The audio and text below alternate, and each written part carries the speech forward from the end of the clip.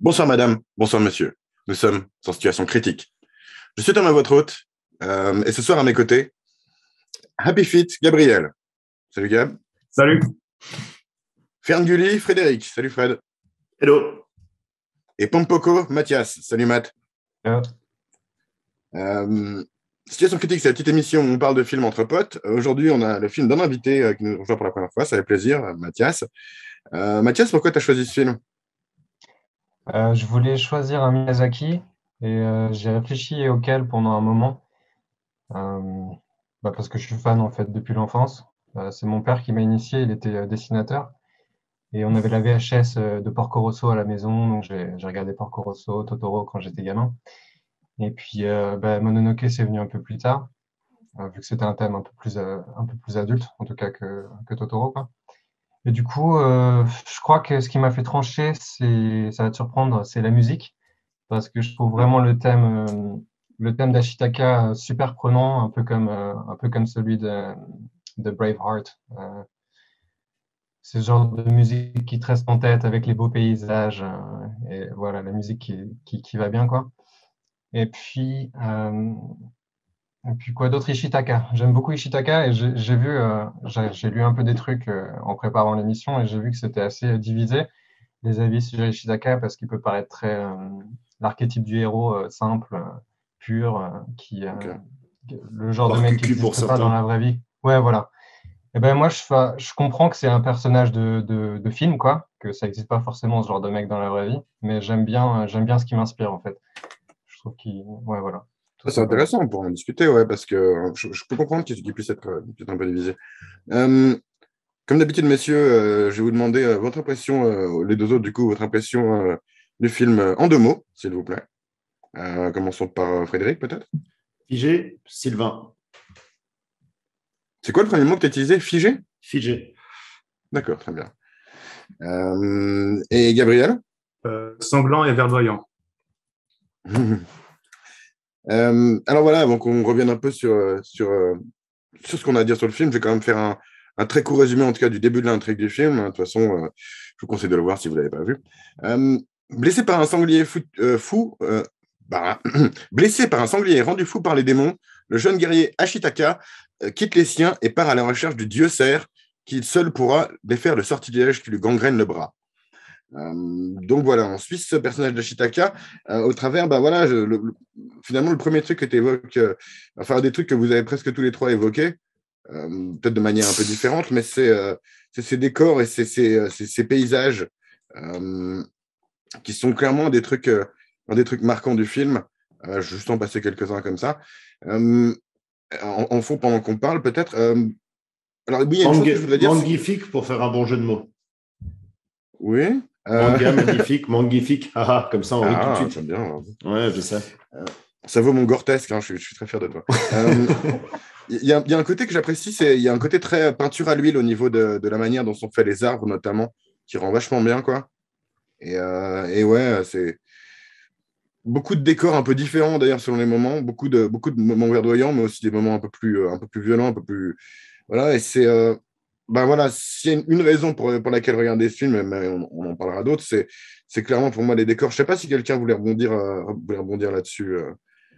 Je suis d'accord, il y a cette profondeur qui est unique au japonais et encore plus spécifiquement à Miyazaki. C'est-à-dire que chaque détail, et c'est pour ça que j'ai parlé de figé au début, c'est que justement à chaque scène, c'était plutôt positif dans ma bouche, c'est que chaque scène est un tableau avec toute la profondeur que ça suppose. Et cette profondeur, ce soin apporté au détail, rend l'œuvre artistique dans son sens le plus noble. Ok. Comme tu dis, figé, moi justement, il y a ce côté ça me faisait penser à vraiment une peinture sur certains plans, en tout cas dans les décors, c'est vrai que c'est un truc vachement cool. Ça peut être désagréable aussi sous certains aspects, mais on l'évoquera plus tard. En fait, ça donne un rythme, je trouve, particulier au Miyazaki de manière générale, qui sont plutôt lents, quoi. T'es plutôt dans... Il y a un mot, sûrement un mot plus contemplatif. Que ça. Voilà, contemplatif. Ça, c'est sur notre bingo qu'on utilise souvent dans nos émissions. Quand le truc est chiant, mais que tu veux le dire poliment, c'est contemplatif. Non, mais c'est vrai qu'il y a une certaine lenteur sur les moments Oui. qui correspond bien au monde dans lequel on est là, quoi. Ouais. Ouais, pour moi, c'est un positif. Ouais. Parce qu'on est dans un monde en grande partie pré-industrialisé, en tout cas qui s'industrialise. Alors, on y viendra à ça au niveau des thèmes. Mais du coup, il y a cette lenteur de la vie qui est assez simple à montrer dans des grandes étendues et des paysages ruraux, etc. Et ça va assez bien ensemble, quoi. Et notamment aussi avec la musique. C'est exactement ça, la lenteur et le silence. Et c'est ce qu'on voit. L'être de la forêt, c'est exactement ça. Il marche, on l'entend pas. C'est les seuls moments du film où il y a un silence absolu. Il avance tout lentement, tout le long, même quand sa vie est en jeu. Il reste extrêmement lent, comme les éléments. La plupart du temps, c'est comme une vague, mais une vague paisible, etc. Et c'est justement en opposition, en comparaison avec la forge, avec justement toute cette activité humaine qui est destructrice, qui est bruyante, qui est sale, qui pue, qui brûle, qui détruit, alors qu'il y a cette nature qui reste extrêmement apaisée, sublime, splendide, le silence, la beauté du silence. Gab, tu voulais peut-être rebondir un peu sur le côté, justement, ce côté visuel, lenteur, paysage, etc. Oui, en tout cas, pour moi, c'est vraiment cet aspect-là qui revient toujours quand je pense à un Miyazaki, c'est vraiment cette lenteur et ces paysages. Toujours, on va jouer toujours ces personnages qui marchent au travers ces paysages-là. C'est vraiment ce qui fait penser tout à un Miyazaki. C'est pour moi indissociable d'un film de lui, quoi. Donc, oui. Ce qu'il associe beaucoup de place à la musique, justement, et ce qui forme le duo Miyazaki-Joe Hisaishi qui est incroyable, quoi, parce que quel compositeur. Enfin, je trouve qu'ils se valent les deux, quoi. Et du coup, ça met. C'est toujours le même compositeur dans les films de Miyazaki? Sauf erreur, quasiment tous, si ce n'est tous. Ouais. Ok, ouais. Et du coup, ouais, je trouve qu'ils se complimentent vachement bien, quoi. Gab, tu voulais passer. En fait, je t'ai demandé avant l'émission quelle était ton extrait. Justement, tu m'as parlé de ces paysages et ce genre de trucs. Si tu veux bien nous montrer ton extrait comme ça. Bien sûr, mais est-ce que je peux partager l'écran? C'est bon? Ah, bonne question. Donc, comme ça, on explose tout dès le début. Une blague ratée, l'image de Gab. C'est bon. On a vraiment la totale, quoi. Attends, je vais juste arrêter le partage parce que je crois que j'ai pas tout. Même un petit bug, vraiment, on a la totale de l'émission dans les premières minutes, ça va être un succès. J'oublie toujours de partager l'audio, c'est ça le problème. Alors, par contre, il faudra qu'on parle par-dessus la musique, hein, sinon on va se faire YouTuber. Hein. Ouais, c'était celle-là, la musique dont je parlais. Okay. Ouais, le thème d'Ashitaka. Ouais. Exactement. Ouais. Donc voilà, c'est typiquement le genre de scène qui me fait penser à un Miyazaki, en fait. Toutes ces longues scènes dans ces paysages, avec un plan général, comme ça, global. Voilà, surtout ça, quoi, genre de trucs comme ça. Ouais, mais ça me fait penser à ces scènes de jeux vidéo, tu vois. Moi, j'ai l'impression. C'est ça, ouais. Mais c'est ça. Moi, là, ça me fait penser au dessin d'une carte Magic, tu sais. Une plaine, quand tu joues à Magic, ça ressemble à ça, quoi. Ou les vieux Final Fantasy où tu te balades comme ça dans la plaine qui est immense, infinie, et puis il n'y a pas grand-chose, d'ailleurs. Il croise très peu de choses, c'est surtout de la nature. Jusqu'à ce que tu croises un monstre chiant avec une musique ultra agressive, mais toute la période où tu te balades dans les Final Fantasy, c'est un peu ça. Autre référence jeu vidéo dans le genre chevauché, Shadow of Colossus aussi sur PlayStation 2, qui était très dans ces ambiances-là. Je trouve presque dur de se mettre dans ce genre de film de nos jours parce qu'on est tellement habitué à scroller des trucs où ça se passe en 7 secondes, 10 secondes. Et puis, ce qui se fait en parallèle du côté de Disney ou Pixar, ou même ce qui sort sur Netflix, en ce moment, tu as des vannes vraiment toutes les 5 secondes pour être sûr que tu lâches pas le truc. Et en opposition à ça, tu as Miyazaki qui va te faire des longueurs comme ça, où tu veux juste apprécier la beauté du paysage, de la musique et tout. Et je trouve ça bon pour l'esprit, en fait. Je trouve ça bon pour le cœur, tu vois. Je trouve ça vraiment... c'est... Et après, aussi, je pense que les Miyazaki, c'est un autre public. C'est pas forcément des enfants. Donc, c'est un autre. Je considérais ça. C'est pas tout public, parce que c'est un peu traumatisant, certains, pour les jeunes enfants. Après, c'est comme large public, quoi. Ouais. Je parlais de ce film-là, parce que c'est vrai que ce film-là, il est quand même plus dark que la plupart de ces films. Ouais. Mais c'est vrai que Totoro ou Kiki, la petite sorcière, ça va pour les enfants. Et paradoxalement, pour revenir à ce que disait Mathias, c'est que on a l'impression qu'il ne se passe pas grand-chose, mais c'est aussi toute la subtilité et le talent de Miyazaki.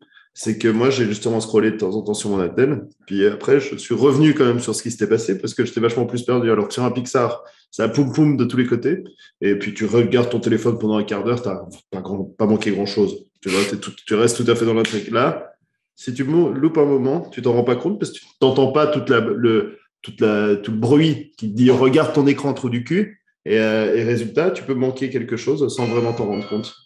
Et c'est vrai que c'est une prise de temps et c'est quelque chose d'assez agréable à notre époque. Après, j'aimerais quand même ajouter que moi, c'est vrai que ça m'a fait du bien de commencer cette émission à ce niveau-là aussi, de me dire, ce film, je prends juste le temps de regarder, je vais pas essayer de faire autre chose ou en même temps. Donc, c'est vrai que c'est aussi une habitude à prendre. C'est pas un truc qui vient aussi naturellement à notre époque que ça pouvait être à une autre, mais je et toi, Gab, tu as réussi à te retenir de te branler pendant que tu regardais le film? C'était limite, mais c'est vrai qu'il était quand même assez long pour un animé.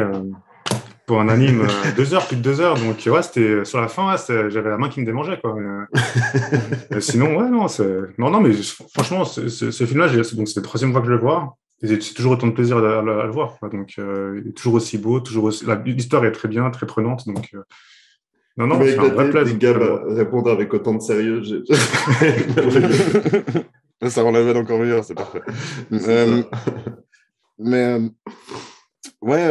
est.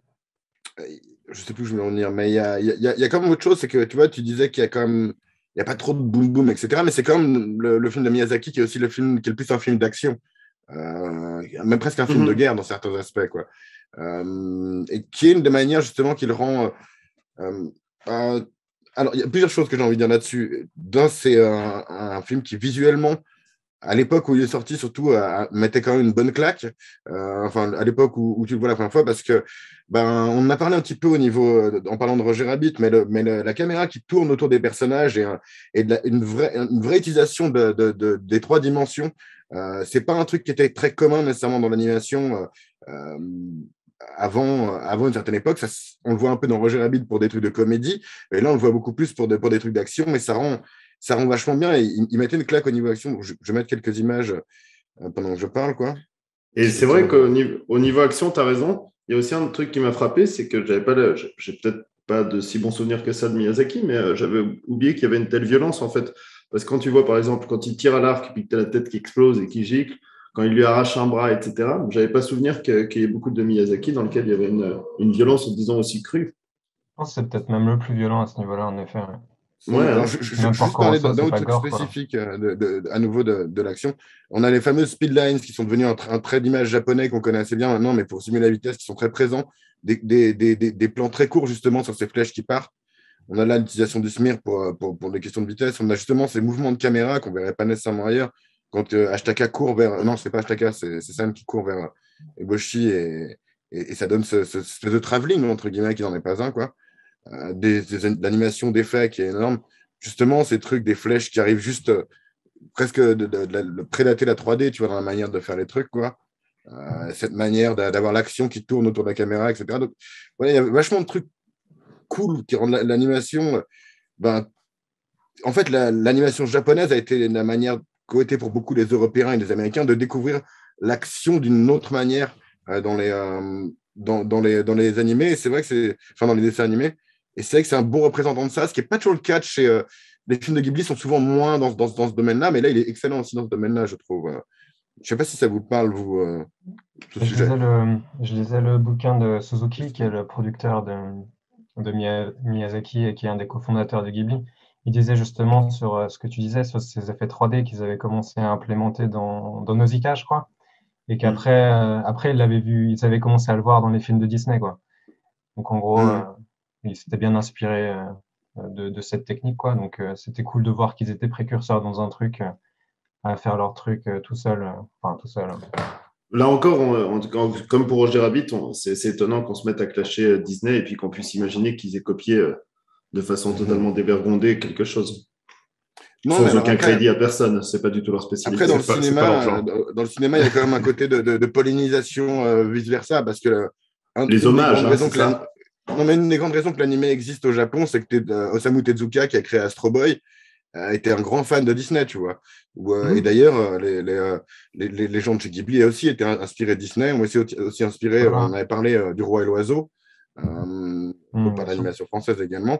Donc voilà, oui, ça se vole un peu des idées, mais quand c'est des techniques, ça me dérange moins que quand c'est voler des concepts d'histoire. Ouais, voilà, l'histoire. Il y en a le film carrément des fois, le film entier. Ouais, bon, ça, Ouais. Enfin, bref. c'est clair que la formule pour écrire un Disney, on la connaît. Hein. D'ailleurs, tiens, on va peut-être parler de ça. C'est un truc que je trouve assez intéressant. C'est pour moi, en le revoyant, je me suis dit, tiens, mais en fait, c'est super normal qu'il ait eu du succès à l'étranger, ce film, parce que déjà, il se présente comme une princesse, tu vois. C'est un prince et une princesse, même si c'est un angle assez différent de ce que font les Disney. Et puis, il y a ce côté, ce qui gagne, ce qui gagne à la fin, c'est le pouvoir de l'amour, finalement. C'est un truc assez classique dans ce sens-là pour un film. Alors, on parlerait des nuances thématiques qu'il peut y avoir, mais finalement, ce qui compte à la fin, c'est l'amour. C'est un message un petit peu. C'est toi, Fred, qui a utilisé le mot nunuche ou je sais pas quoi tout à l'heure. Moi, je n'ai pas nécessairement ressenti sur QQ, sur Ashitaka, mais sur ce message-là, un petit peu, je l'ai trouvé un peu simplet, quoi. Mais je Apparemment, pense que c'est souvent, une des raisons qui a fait Pardon. accessible, quoi. Vas-y, Ouais, non, j'allais juste dire, parce que du coup, vu que j'ai lu son bouquin au producteur, il disait que souvent, il commençait ses films sans savoir la fin, en fait. Et qu'il laissait ça un peu, c'est comme un peu comme le titre du film, tu vois. Il voulait l'appeler genre, en gros, la légende d'Ashitaka, mais vu que ça vend mieux, ils ont décidé d'aller pour Princesse Mononoke avec elle en affiche, alors que c'est même pas tellement elle le personnage principal de l'histoire, quoi. Non, et Du puis, coup, pareil pour la fin, ils l'ont fait un peu à la dernière minute, en fait, finalement. Et par rapport à ce que dit Thomas, où il dit ça a pu avoir un succès avec des thèmes un peu actuels, etc., la grande différence avec un Disney, où ils choisissent princesse, machin, où ils vont faire du féminisme, on va faire un personnage qui ressemble à un noir, etc., c'est que c'est fait par des agences de com, c'est fait par du politiquement correct, c'est fait par de la bienséance, etc. Là, tu sens que c'est un mec qui a une histoire, qui a une histoire sur le cœur, qui dévoile ce qu'il a sur le cœur et qu'il le fait avec justement toute son âme. Et c'est une différence quand même fondamentale avec Disney, où c'est des centaines de personnes qui disent « Ok, on va mettre ça parce qu'après, pour la com par rapport à… » etc. C'est beaucoup moins calculé. Et ça, c'est quand même fondamentalement différent par rapport à ce que tu as dit, toi. Après, il y a un aspect qui n'est pas vraiment comparable non plus, parce que Miyazaki, c'est une pointure, le gars. Ça fait 30, 40 ans, 50 ans, je ne sais pas sa carrière qu'il a, mais il n'y a pas un gars comparable chez Disney actuellement, tu vois. Donc, s'il y avait un gars comparable chez Disney là actuellement, je pense qu'il pourrait aussi taper sur la table et faire ce qu'il veut, quoi. Tandis que Miyazaki, c'est une marque en lui-même, tu vois. Je crois que c'est sursimplifier les choses de dire que c'est des purs produits, quoi. Je crois qu'il y a quand même des influences de personnes importantes au niveau créatif. Après, c'est pas la même. Le cinéma déjà est un travail de collaboration. L'animation, c'est encore plus vrai. T'as des centaines, généralement une centaine de gens, en tout cas, qui vont travailler sur un film d'animation. Donc, de toute façon, ce ne sera pas le produit d'une seule personne, jamais. Mais c'est vrai qu'au Japon, on va peut-être essayer de plus mettre en avant un mec avec ses assistants plutôt que les différents artistes, on va dire, du truc. Et aux États-Unis, on essaiera peut-être plus de mettre en avant la marque que l'auteur. Mais le Japon, c'est pyramidal. Il y a un artiste, tu vois. Il y a un artiste, puis après, tout le monde travaille en fonction de son idée. C'est pour ça que je parlais d'âme. Il y a une âme. Un film Disney, il n'a souvent pas d'âme. C'est le mangaka, quoi, en fait. Finalement, c'est One Piece, c'est Oda, c'est… Après, je trouve exagéré de dire que c'est pas nécessairement pas le cas dans Disney. Ça peut être le cas dans certains. Oui, on l'avait vu avec Saul, il y avait un petit peu de ça. Il y avait un petit peu, mais tu sens quand même qu'il y a plein d'éléments où ça a été rajouté. Là, quand même, mettez cet élément-là. Je veux dire, c'est fondamentalement différent pour moi. Mais bon, ouais, ça, c'est le Disney de maintenant qui est fondamentalement différent. C'est ça, parce que Mononoke, c'est quoi? C'est 97, 98, c'est ça? C'est vrai, c'est ça. Même, je crois. Donc, c'est 97. Je sais pas, Blanche-Neige, c'est vieux, hein. Vous voyez une âme spécifique, à part… il y a l'esprit Disney. Mais est-ce que c'est vraiment même l'esprit Walt Disney? Non, c'est pas la personne, c'est un côté Disney. C'est parce que tu connais pas que tu dis ça, c'est juste ça. Et arrête de dire que je connais pas, j'ai vu Blanche-Neige comme tout le monde. Chaque fois que je parle de Blanche-Neige, tu dis je connais pas, je connais Blanche-Neige. Mais non, mais oui, mais en fait, tu l'as vu comme étant un produit Disney parce que tu connaissais Disney avant de connaître Blanche-Neige, en fait. En un sens, tu vois, si tu veux, il y a des gens très importants qui sont connus par des gens qui s'intéressent à l'animation, que personne n'a entendu parler, qui ont bossé sur ce Disney, qui ont mis toute leur âme dedans, mais qui ont peut-être animé. Tu as un mec qui aura animé que Pampan dans Bambi. Donc c'est vrai que c'est un peu différent comme manière de faire les choses, tu vois. C'est ça, la démarche qui te fait. Tu t'attaches moins en fait à quelqu'un, à la personne derrière, parce que c'est une grosse industrie, quoi. C'est vrai qu'il y a ce côté avec Miyazaki qu'on a suivi à travers ses œuvres, quoi.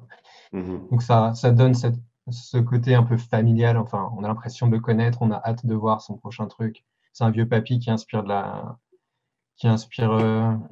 du bonheur aux gens, quoi. Alors que Disney, tu te dis c'est une grosse machine, ça te fait moins rêver, quoi. Walt Disney lui-même était quand même plus Stan Lee qu'autre chose. C'était c'était une marque en lui-même. Et d'ailleurs, c'est pour ça que c'est devenu une marque, quoi. Ouais. Et puis qu'ils ont racheté l'œuvre de Stan Lee parce que c'était quand même assez compatible. Du coup, revenons à Mononoke et arrêtons de parler de Disney. Voilà, c'est vrai qu'on a, j'ai dit déjà dans 2 fois qu'on allait revenir plus tard, mais c'est vrai qu'il y a un thème important du film. Alors, on peut parler peut-être un peu d'Ashtaka, qui est notre personnage principal, qui vient du clan des Emishi. Alors, c'est vrai que je ne savais pas, avant de le revoir cette fois-ci, je l'ai déjà vu plusieurs fois ce film, mais avant de le revoir cette fois-ci, je n'avais jamais vraiment fait le lien que finalement, à part quelques aspects, il y a beaucoup de choses qui ne sont pas mythiques dans ce film. Ça se passe quand même à la période Muromachi, et il y a des moments qui font penser à la période des royaumes combattants, puisqu'on voit qu'il y a une importance de samouraïs et de petits seigneurs qui se font la guerre, quoi. Donc ça, c'est assez réaliste. Et comment Ashtaka lui-même vient d'une tribu qui s'appelle les Emishi, qui sont des gens qui n'étaient pas soumis à l'empereur, mais qui vivaient à une époque plus ancienne. Donc, quand c'est un peu un peuple mythologique, c'est assez intéressant. Mais du coup, il représente peut-être un peu un côté très traditionnel du Japon, et qui se retrouve du coup... voilà. C'est toi, Mathias, qui parlait un peu d'Ashtaka. Je sais pas, tu peux nous dire pourquoi tu l'apprécies particulièrement? Pour moi, j'ai fait le parallèle avec Braveheart. Et il m'évoque assez William Wallace dans le film, dans le sens où c'est vraiment ce gars. C'est pas que tu peux tout lui pardonner, mais c'est juste qu'il a du charisme et il a un objectif. Tu as l'impression qu'il n'est pas vil, peu importe ce qui lui arrive, tu vois. C'est bien sûr pas tout blanc, tout noir, mais il est quand même plus du côté Il est du plutôt blanc. juste comme personnage. Il est plutôt juste, voilà. Et du coup, voilà, je trouve ça inspirant, en fait. Ça donne envie d'aller dans ce sens dans ma vie personnelle, tu vois. Donc, Ok. même si je sais que c'est un peu con, hein, ça... mais voilà. Non, mais moi, je respecte ce genre de... Non, c'est un bon exemple. Hein. C'est comme le yin et le yang, ils font un peu des deux, et c'est ce qu'il arrive très bien à représenter. Il représente justement. Et c'est ce qui est pas mal dans les films de Miyazaki, c'est qu'il n'y en a pas qui sont vraiment méchants, il n'y en a pas qui sont vraiment gentils. C'est un peu un ensemble. Et lui, exactement, on le voit d'ailleurs dans le début du film, c'est le premier. Son village est justement, comme disait brièvement Thomas, et celui où on a encore des chamans, où on respecte encore la nature, où on ne sacrifie pas pour rien, où en même temps on continue à vivre pour les hommes, on se développe en tant qu'humain, mais dans le respect de la nature. C'est un peu, je sais pas si c'est ça le shintoïsme ou un truc du genre, le truc japonais où ils sont. Thomas sera mieux que moi. Mais il me semble que c'est un peu ça, c'est cette religion où on accepte la nature, on accepte les esprits, on accepte un peu ce qui se passe dans la nature, on la respecte comme étant partie prenante de notre vie et sans la détruire. On tue pas l'animal, on fait au maximum au mieux, mais on se développe quand même de manière à créer une société. On n'est pas des hommes des bois comme en Amazonie. Je voudrais rebondir sur un truc que tu as dit, Mathias, qui te faisait penser à William Wallace. En fait, pour moi, William Wallace est un personnage beaucoup plus conflictuel, dans le sens où il est dans la défense, il est en train de défendre ce qui lui appartient, plus que quelqu'un comme Sam, tu vois, ça peut-être plus penser à William Wallace, alors que Ashitaka, lui, est très au milieu. Il est très à faire la paix, à essayer d'empêcher le conflit. C'est plus il y a une phase qui... Sam, c'est Mononoke, ouais. Oui. Ouais. Mais tu as raison, c'est vrai que les parallèles avec Hassan sont peut-être meilleurs. C'est plus sur cet aspect. Elle a des peintures de guerre en plus, c'est vrai. Ouais, grave. C'est vrai. Non, je sais pas, c'est la pureté que les deux m'inspirent. Mais tu as raison, maintenant que tu le dis. Ouais. Il y a une chose qu'avait dit Miyazaki par rapport à ce personnage, c'est que justement, il ne voulait pas en faire un personnage d'animé banal. Dans le sens que c'est vrai que, et je comprends quand il donne son explication, c'est qu'il dit qu'il ne voulait pas qu'il soit un personnage très joyeux, comme peuvent l'être par exemple des Sangoku, des Naruto, etc., qui peuvent ensuite avoir peut-être un personnage, un côté plus sombre d'un côté. Et du coup, c'est pour ça qu'on a ce personnage qui fait tout le temps un peu la gueule, tu vois. Il a une responsabilité qui lui tient sur les épaules plus qu'autre chose. Il n'est pas joyeux, et c'est vrai que. Et elle non plus d'ailleurs, ça ne l'est pas non plus d'ailleurs, et Boshi non plus. Donc c'est vrai qu'il y a un peu ce côté un peu.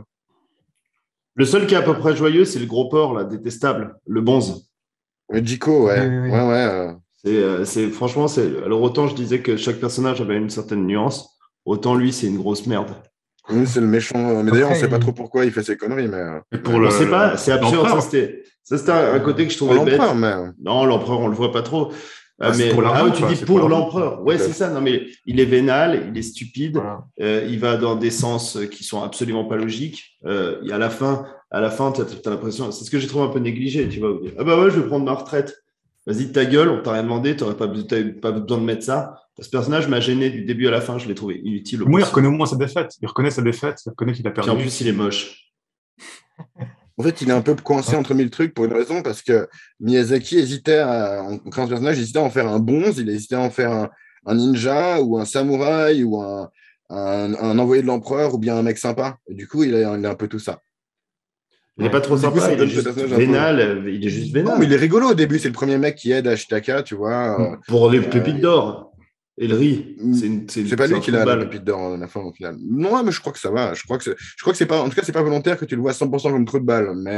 Mais c'est vrai que s'il y a un méchant. Non, c'est pas lui, volontaire. Je pense que justement, c'est le jeu d'équilibriste qu'il y a toujours Miyazaki, c'est d'essayer de rendre chaque personnage nuancé. Et ben là, il s'est un peu planté, moi, je trouve, sur ce personnage. Je trouve que c'est la fin qui gâche beaucoup de choses, personnellement. Je suis pas fan de la fin. Bâclé. Ouais, elle est bâclée, ouais. Et c'est dommage, quoi. Je sais pas Quand comment tu il aurait prends- dû finir, mais.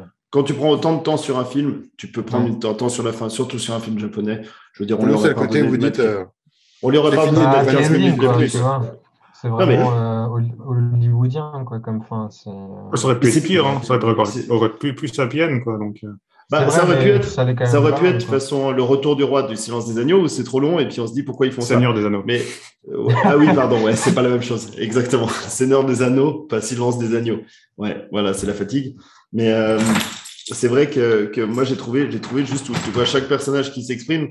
C'est pas le premier, il me semble. J'ai quand même c'est des souvenirs un peu d'une certaine frustration sur certains films japonais où tout d'un coup il dit bah, moi je vais faire ça. Ah, moi je vais faire ça. Ah bah super, moi je vais faire ça alors. Après, je peux C'est un peu imaginer l'épilogue dans que. certains films américains et ensuite Marshall Machin est devenu Oui, c'est ça. sénateur des États-Unis. Sauf que là, ça donne un côté, ça encore, ça va, c'est marqué. Là, j'ai l'impression que c'est infantilisant, ça nous prend pour des gosses. Et c'est parfois un peu la gêne que j'ai dans les films de Miyazaki, c'est que parfois on a l'impression que c'est un peu infantilisé, un peu manichéen. Il essaye d'être anti-manichéen, il essaye d'être de faire des personnages nuancés. Et parfois, les ficelles sont un peu grosses. Je suis Après, d'accord, dans un film, c'est toujours difficile d'être subtil. Mais parfois, certains des personnages, moi, c'est ce qui m'a un peu gêné dans ce film, à vrai dire, pour être honnête, pour rentrer un peu dans le vif du sujet, c'est que parfois, je trouve que les personnages manquent de profondeur. C'est quelque chose que je n'ai pas retrouvé dans les critiques, qui sont unanimes, mais j'en parlerai tout à l'heure. Mais je trouve que certains personnages, c'est OK, bon, on fait ça, alors à l'opposé, on doit faire ça. Comme ça, on reste dans l'entre-deux. Ça se voit un peu trop. Je trouve qu'il y a des ficelles qui sont un peu grosses. C'est une manière une manière particulière d'avoir de l'équilibre. Bah, du coup, on peut justement parler de ces deux factions, on va dire. La faction, on va dire, de la nature de San, qui représente justement, alors, tu évoquais le shintoïsme rapidement. Le shintoïsme, c'est justement cette religion un peu ancestrale du Japon, qui est une forme d'animisme, donc qui voit de l'âme dans tous les animaux, les arbres, les pierres, etc. Donc, toutes ces formes d'animisme ont souvent en commun, quelque chose qu'on retrouve dans ce film, c'est que tu as des esprits qui sont ni méchants, ni bons, qui peuvent être un peu fourbes, ou qui peuvent être un peu bénéfiques parfois, mais il y a toujours ce côté où c'est l'interaction de l'homme qui va faire qu'ils vont être bons ou mauvais envers toi. Et donc, il y a ce côté très... il ne faut pas les déranger. Il y a vraiment ce côté qui correspond assez bien avec ce côté protection de la nature, un peu environnementaliste, on va dire, de ce message du Comme film. dans la mythologie grecque, un bien petit peu. Vous êtes des humains, vous ne nous emmerdez pas, nous on est des dieux. Avec un peu moins de viol. Ouais. Et du coup, de l'autre côté, voilà, il y a l'industrialisme qui est représenté par Dame Eboshi et sa forge, et ses mousquets, etc. Et je crois que les deux ont des choses intéressantes à dire dessus. Je ne sais pas si... je pense que justement... à première vue, quand tu vois toute la première fois le film, tu te dis qu'il a un message environnementaliste, mais comme vous disiez, il essaye de garder un truc un peu équilibré. Donc, je ne sais pas qu'est-ce qui vous a le plus parlé dans ce débat-là, peut-être. Ouais. Je trouve que chaque personne est vachement humain, en fait. Ils ont tous leur combat, ils ont tous leurs défauts, on va dire, tous leur agenda, quoi. Mais finalement, tu peux te mettre facilement à la place de tout le monde. Et maintenant que j'y repense, la fin, je me dis la seule façon que j'aurais de la justifier, c'est que vu que le dieu cerf, il s'étale sur tout le monde, on peut imaginer qu'en faisant pousser les plantes et tout, il a aussi purifié leur cœur et que du coup, ils font une espèce, ils deviennent super dans Il les l'amour. soigne de la lèpre qui est vue comme une malédiction à l'époque. Donc, on peut voir ça comme ça. Voilà. Ah, c'est assez joli. C'est assez joli et pas con, parce que c'est vrai que cette lèpre noire qui les envahit, elle les rend violents, elle est animée par la haine des uns et des autres, même quand parfois il doit retenir son bras, parce que son bras veut.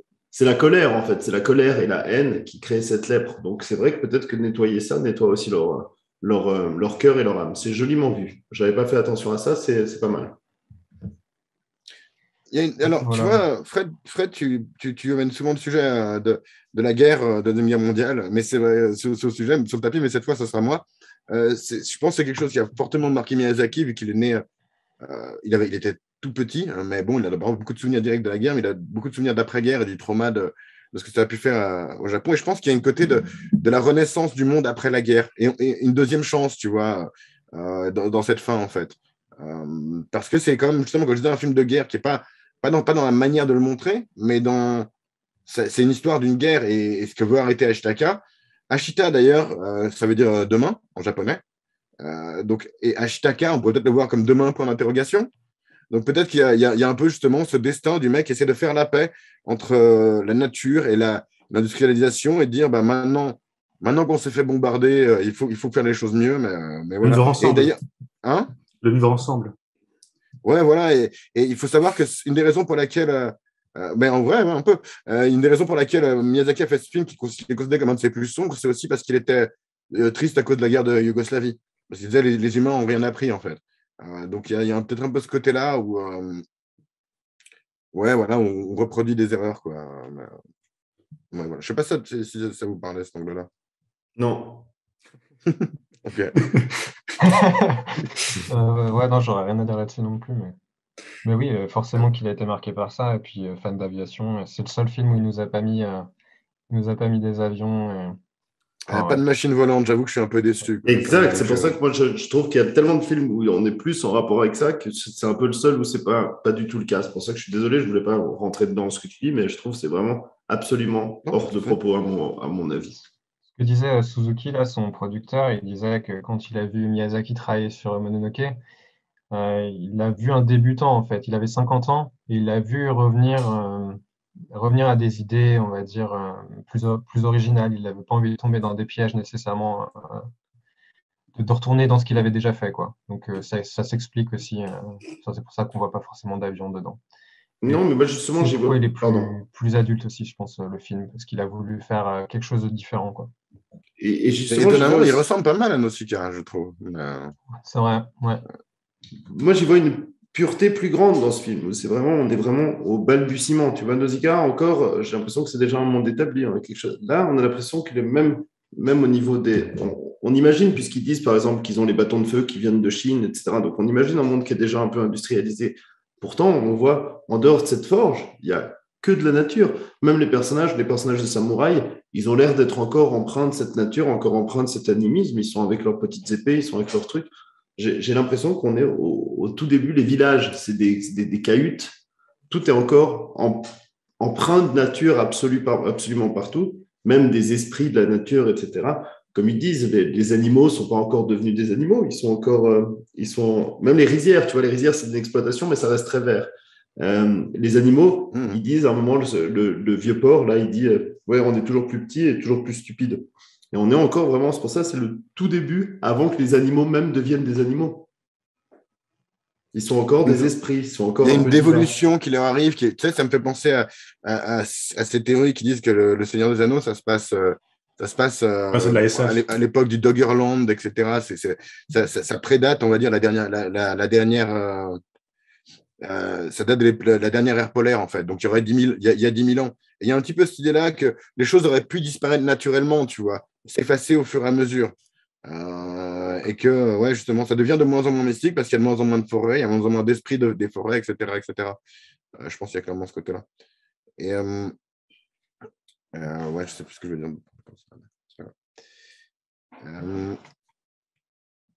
Voyons voir. Shintoïsme, machin. Oui, alors oui, justement, si, c'est ça. San est une enfant sauvage, une enfant des loups.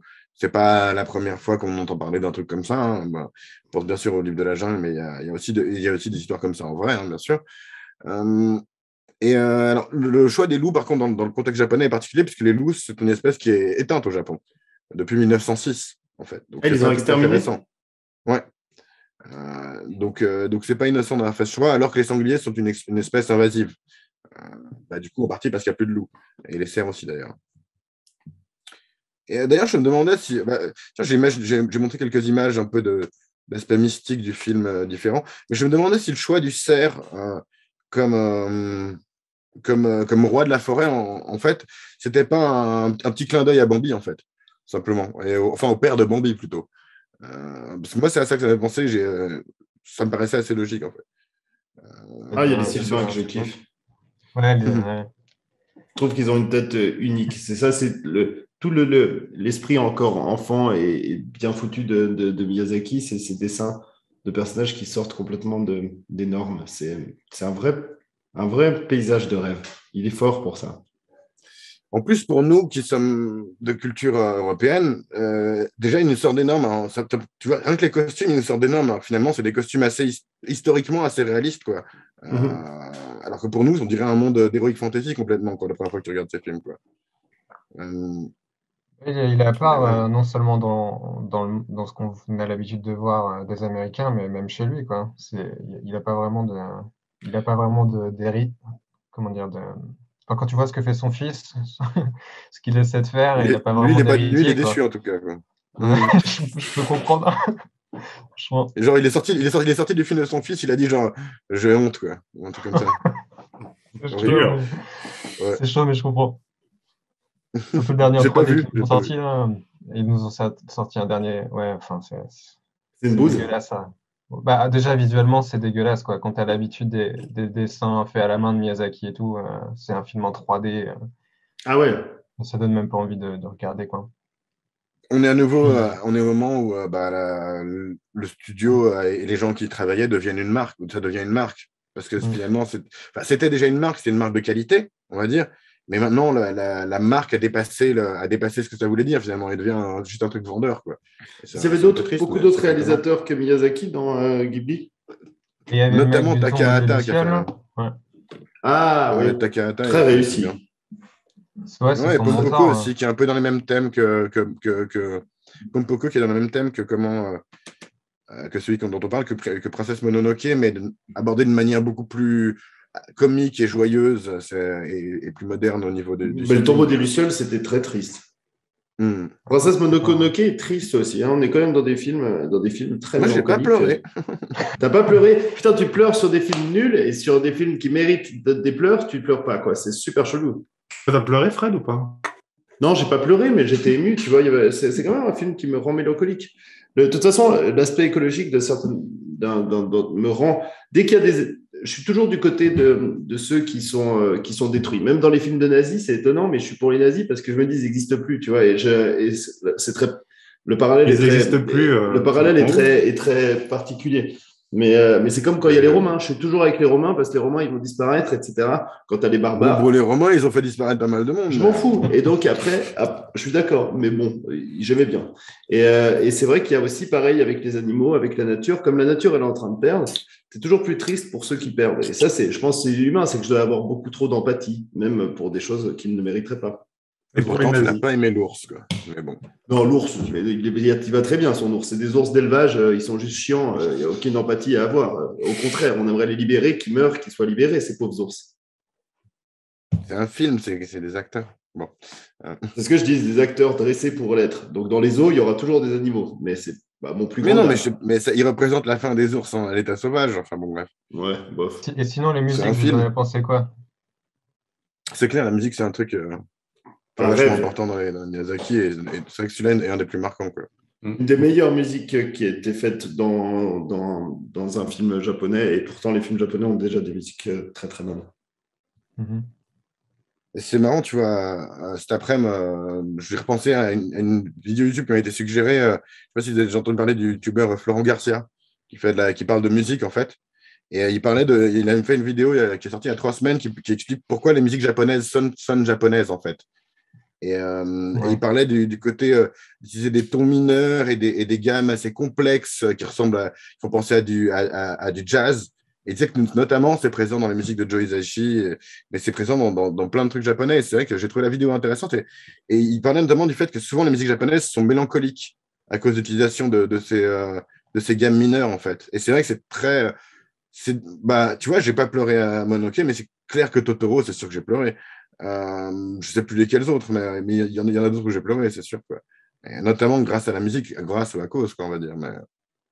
C'est vrai. Ouais, non, clairement, il y a une formule dans toutes les chansons japonaises, comme tu dis, d'une suite d'accords, avec une tierce mineure ou des trucs comme ça. Et il y a des mecs qui ont fait des vidéos entières de 15 minutes où ils te montrent les extraits de chaque chanson, de chaque opening, de chaque animé, qui ont exactement cette même formule. Donc, ça sonne familier direct, ça te rend nostalgique direct. Et c'est aussi pour ça que En ça marche, direct. quoi. Il y a C'est une comme, douceur d'accompagnement, il y a très peu de brutalité, ce qui fait que ça t'empêche aussi de te figer, de te bloquer. Donc, tu te laisses aussi beaucoup plus facilement entraîner là-dedans. Et puis, Alors, ça dépend vraiment, parce que il a comme un il y a des talent moments d'action, il y a d'arrangeur. aussi des rythmes, il y a aussi des tatatom, tatatatom. Il y a des moments qui passent vachement bien dans Ouais. Mononoke, en tout cas, je trouve. Pas parce que c'est un artiste complet, quoi. Enfin, il peut écrire plein de choses, quoi. Je ne l'ai pas senti de manière agressive, en tout cas.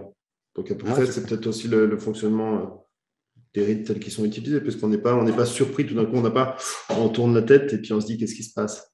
C'est ce qu'on évoquait au début. Ça reste toujours à peu près un accompagnement, une certaine harmonie en douceur. Mhm. Ouais, tu sais pas, Mathias, t'avais d'autres trucs à dire sur la musique? Non, non, bah, à part, je voulais partager le fait que je trouve qu'il est vraiment fort dans ce qu'il fait. Ça n'a pas besoin d'être complexe pour être entraînant, bien au contraire. Et je trouve qu'il se répète pas trop non plus d'un film à l'autre, ce qui est dans les mélodies qu'il peut utiliser, ça arrive évidemment, on s'autoplagie pas mal, mais non, je le trouve fort.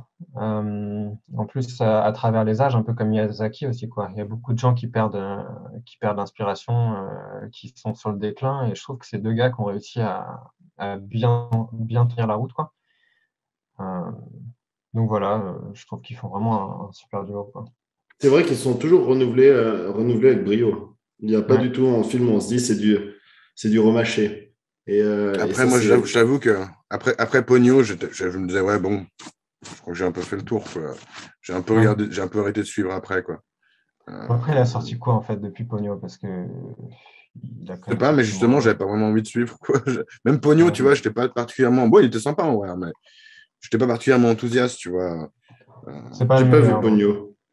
Mais J'ai souvent, trouvé moi, ce que cool, je mais c'est pas préfère, le meilleur. souvent, ce que je préfère chez beaucoup de réalisateurs, c'est dans les premiers films qu'ils font, et c'est comme aussi le cas.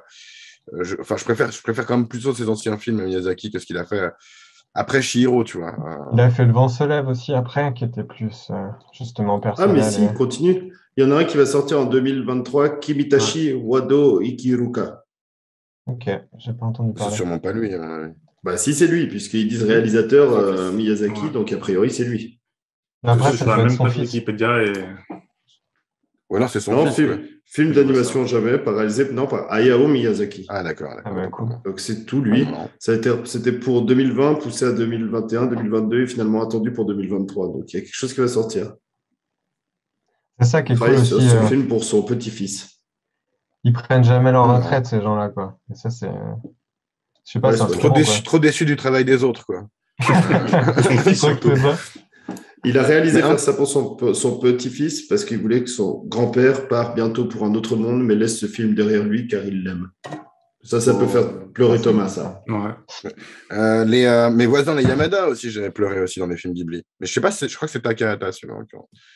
Mais Ouais. Takahata, il fait beaucoup pleurer, en vrai, dans le tombeau des Lucioles, bien sûr. Ouais, non, c'est Il est clair. bouleversant, celui-là.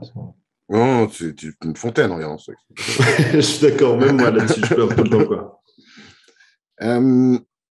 Oui, je voulais comme dire, ouais, c'est quand même un monsieur un peu aigri de certains côtés, Miyazaki, ce qui ne se ressent pas trop dans ses films. C'est des films quand même relativement positifs au final. Mais lui, il est pas mal aigri sur pas mal de choses. Quand tu entends parler du travail d'autres gens, bon, après, voilà, c'est souvent le cas pour beaucoup de gens. Hein, mais je Aigri voulais Donc dire, il a sur peut-être un pourquoi? ego, tout simplement. Pourquoi il serait aigri? Après, non, c'est pas obligé d'insulter les autres parce que tu as un ego, mais j'ai Ah, il vu là, insulte les autres.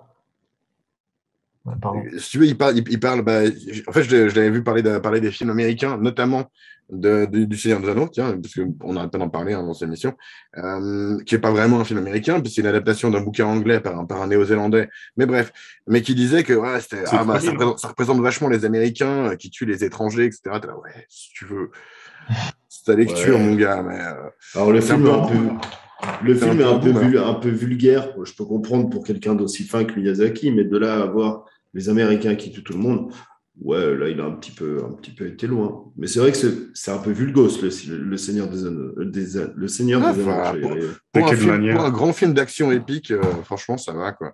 Je veux dire, par rapport à Conan, tu vois. Ouais, non, bien sûr. Il y avait un film asiatique qui a fait un tabac au box-office, là, Your Name.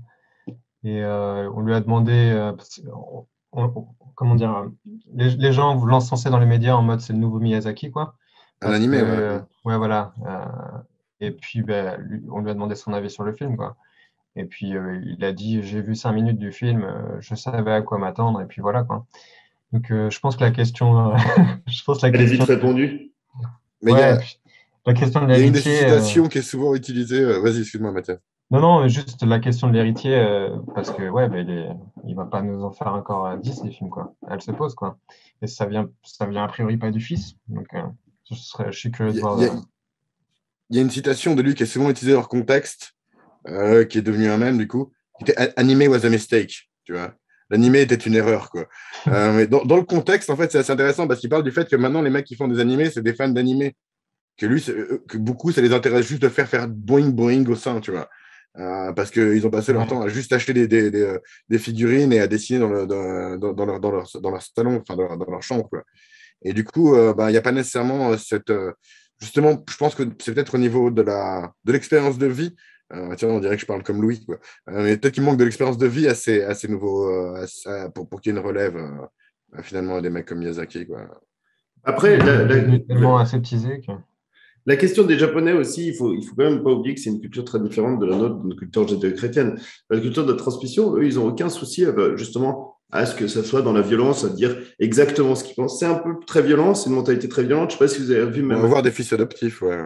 Ouais, vous avez vu le film puis c'est un pays aussi très phallocrate, ce serait différent. C'est pour ça on pourra parler du féminisme qu'il y a dans ce film. Mais je ne sais pas si vous avez vu sur Netflix, il y a un reportage qui s'appelle Jiro, où c'est un vieux sushiman. Et puis, tu as son fils qui essaie de se battre pour faire des sushis, etc., pour le faire. Puis, il a train de lui dire, oh, t'es une merde, c'est dégueulasse, t'es une merde, va chier, t'es une grosse merde.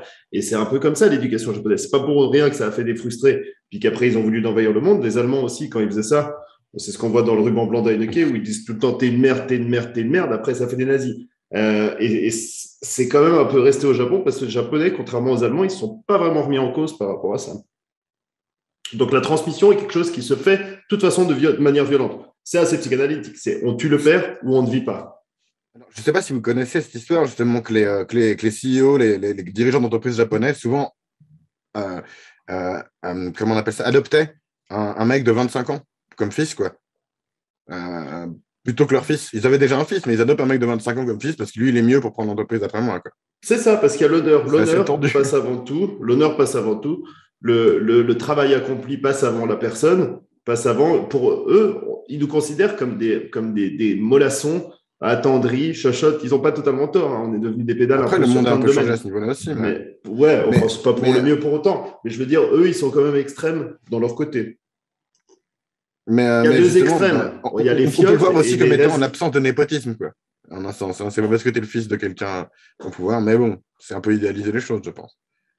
C'est pas vraiment du népotisme. C'est une transmission qui se doit être violente. Ça, c'est marrant qu'ils soient aussi, je trouve, aussi romantiques dans leur culture et dans leur art, avec une telle sévérité. C'est peut-être justement lié à ça. Mais c'est vrai que souvent, quand je mate un truc japonais, je me dis, c'est poétique, c'est romantique, quoi. C'est les seuls que je veux, où je veux bien voir quelque chose de gnangnan ou de cucu, comme tu le disais au début, parce que sur moi, ça marche, quoi. Et je sais pas justement si c'est lié à leur frustration, comme tu dis. Bah, c'est exactement ça. C'est que c'est un monde si policé, alors qu'il est si violent dans le fond, mais il est si policé dans la forme, alors que notre monde est violent dans la forme, mais dans le fond, il est extrêmement policé. Le monde occidental, il n'y a pas plus policé, pourtant, il y a une forme extrêmement violente. Ce qui fait qu'on exprime plus facilement la violence sans aucune retenue, sans aucune gêne. Alors que ce monde violent de l'intérieur, mais policé sur l'extérieur, bah, il va avoir besoin d'exprimer beaucoup plus toute cette poésie, ce côté artistique, toute cette finesse. Je sais pas, il y a quand même pas mal de trucs violents dans la culture japonaise, quoi. Il y a après, une grosse culture des films d'horreur, il y a une grosse culture des films de Yakuza ou de samouraï. Sans parler de leur porno. Leur porno aussi, qui sont relativement bien violents aussi et bien crades. Donc, non, bien sûr, mais ma thèse, c'était surtout vraiment sur le monde policier qui est en fait violent de l'intérieur, et puis alors que nous, notre monde est violent alors qu'il est policé de l'intérieur. Je pense que c'est un antagonisme fondamental. Voilà, je n'ai le droit d'avoir rien à foutre, hein, mais je l'aurais dit. Mais non, mais tu nous fais des théories sur la... C'est pas des théories, c'est des thèses. Voilà, sur l'ensemble de l'éthos d'un pays... c'est un peu compliqué. En plus, il fait un champ derrière. On est obligé de partir de quelque chose de global pour aller sur la spécificité. C'est comme ça que ça fonctionne, ce principe. Je trouve que ça marche bien. Si, autrement, on est sur l'exception et ça marche pas bien. Non, c'est pas vrai. Mais on peut faire de la généralisation plutôt que l'inverse. On parlait juste vite fait, je voulais montrer des aspects un peu gore et un peu flippants du film. Donc on avait les bras. Moi, j'ai trouvé assez bien fait ce moment où tu as les humains déguisés en sangliers qui apparaissent, tu sais.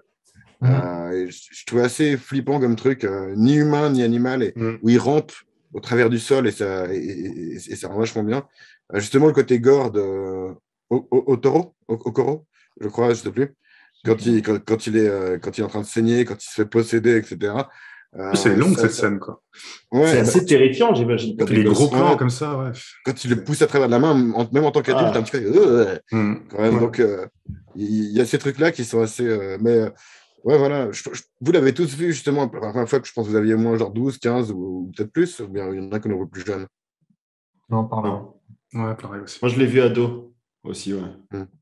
Mais c'est vrai que ces flammes qui sont à moitié des vers, ça symbolise complètement la violence et l'horreur à la fois. C'est immonde, tu vois, c'est dégueulasse, ces flammes. C'est dégueulasse, c'est terrifiant à la fois. Moi, je trouve ça super réussi.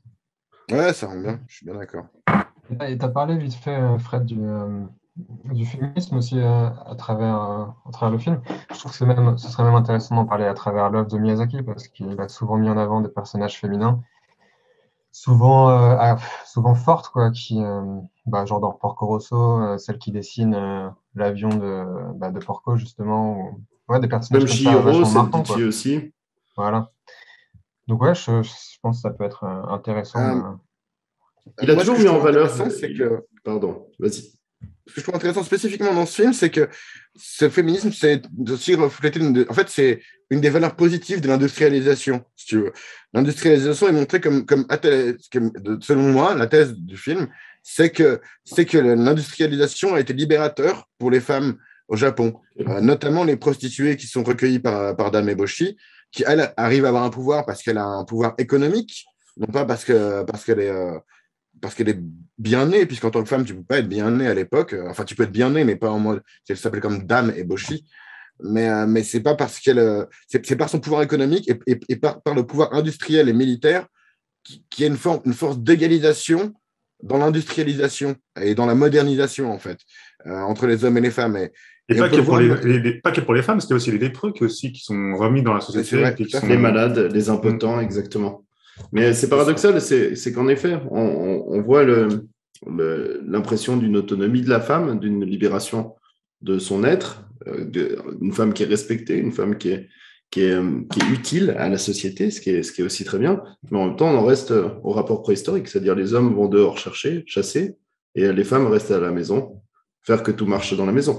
Donc on reste quand même sur un rapport primaire. C'est ce que j'aime dans le féminisme à la japonaise, qui est quand même moins lesbien. Bon, après, aussi, elles portent les armes, les femmes, là aussi. Donc, justement, c'est ça. Elles portent les armes pour défendre la maison. Oui, mais c'est pas... Elles restent à la maison. Elles ne sortent pas. Elles défendent la maison. Quand ils vont combattre dehors, c'est les hommes qui vont combattre dehors. Elles restent à la maison. Elles protègent la maison. Non, c'est pas vrai. Avec toute leur force. Et c'était vrai que c'était aussi ça. Dans les cavernes, c'était aussi ça. Les femmes, quand il y avait une bête... Je veux bien, mais dans le film, c'est pas ça. Elles se défendaient. Bah, si, c'est ça. Dans le film, c'est pas ça. Non, ils envoient aussi des femmes au combat. Eboshi elle-même est en première ligne. Eboshi, elle est particulière. elle emmène aussi des femmes au combat selon certains trucs. Enfin, quand elle combat le seigneur machin Asano, là, tu vois des femmes dans les premières lignes, quoi. Et Mononoke est toujours en première ligne. Mais c'est pour ça après, qu'il y a le symbolique, il y a ces femmes, mais autrement, je parle juste des femmes normales. mais je suis d'accord qu'il y a une dualité. Il y a une dualité entre les hommes et les femmes. C'est autre chose. Voilà. Il y a les héros, et puis après, il y a les hommes ordinaires. Donc, les héros, ils ont même plus de sexe, c'est des héros. Donc, c'est moins important la notion de sexe. Tandis que les personnages ordinaires, les femmes et les impotents restent à la maison, défendent la maison et l'entretiennent. Les hommes normaux, ils vont faire la chasse. Sur la table, frère. T'es content de faire un discours politique. Pardon, je ne fais pas un discours politique. J'essaie juste de partager mon avis. Quelle violence! Mais non, mais en tout cas, il y a une forme de dualité des rôles qui reste présente. Les femmes travaillent et sont puissantes dans la société, en tout cas au niveau de leur voix notamment. Ça, c'est un truc aussi particulier, c'est que le côté des femmes fortes, dans ce film-là, particulièrement de Miyazaki, ça vient en fait avec les hommes idiots, lâches, etc. À part Ashtaka, tous les hommes sont des gros nazes dans ce film. C'est ça, débiles ou méchants, ou lâches, ou notamment Rokuru, je crois qu'il s'appelle, le premier mec qui est blessé, que Ashtaka ramène au village, et qui reste au village parce qu'il est blessé. Même au village, il est inutile, en fait. Donc, il y a vraiment ce côté un peu pas très adroit, je trouve. Il y a un peu ça dans les Japonais. C'est un peu le syndrome Nicky Larson, je dirais. Sans le côté sexuel. Mais il y a un petit peu ça. Il y a un petit peu le mytho. En même temps, Ashitaka, c'est le seul personnage masculin important, je veux dire. Les autres sont tous des personnages secondaires, voire plus loin, quoi. Ils n'ont pas vraiment de background. Et puis c'est pour ça que je disais que les héros n'ont pas de sexe. Les héros sont des demi-dieux. Donc, on leur nie la notion de sexe, même. Bon, en même temps, Ashitaka, pendant tout le film, il va essayer de pécho Mononoke. Il n'a pas de sexe, il pense qu'à sa bite, quoi. Donc, désolé, hein. Non, c'est pas faux. Un peu. Mais moi, il y a un truc qui me fait penser, si je veux être taquin, j'ai envie de te dire que c'est l'image que l'homme féministe a de la société, tu sais. Lui, il est Ashitaka, et le reste, c'est la société. Il n'y a que des hommes cons et méchants et lâches, et puis des femmes courageuses, et lui, quoi. C'est très juste. Je pense qu'il y a un petit côté comme ça que Miyazaki se voit comme ça. Il y a souvent un personnage masculin positif, qui est le jeune homme, parce que la jeunesse aussi est quelque chose de très important chez Miyazaki. C'est l'avenir. Voilà. Par contre, justement, un truc qui m'a gêné, il n'y a pas d'enfants, à part Ashitaka et San, si on veut. Mais alors, dans le village d'Ashitaka, il y a 3 jeunes filles, en tout cas. Les Sylvains, ça pas un peu comme des enfants? Hein? Les Sylvains, là. Non, mais dans le village de la Forge, tu vois, tu as des hommes et des femmes, justement, qui vivent en société, mais tu as 0 enfant quand ils évacuent et tout ça, et je trouvais ça bizarre. Peut-être que c'est un choix par rapport à la natalité japonaise. J'ai essayé de faire des recherches, voir si les gens avaient remarqué ça dans le film, mais j'ai pas l'impression, en fait. Non, c'est intéressant. Ça reste un fort, c'est pas... Non, mais ça reste un fort, c'est pas forcément un lieu de vie, de famille, peut-être, je sais pas. Peut-être. Mais même dans les petits villages, il n'y a personne. C'est vrai. On voit pas un bébé dans ce film. Mais au début, dans le village d'Ashtaka, on voit quand même des enfants. Ah bon? La petite qui lui donne la petite sœur d'Ashitaka. La petite sœur, il y a la petite sœur, c'est vrai. Et ses copines.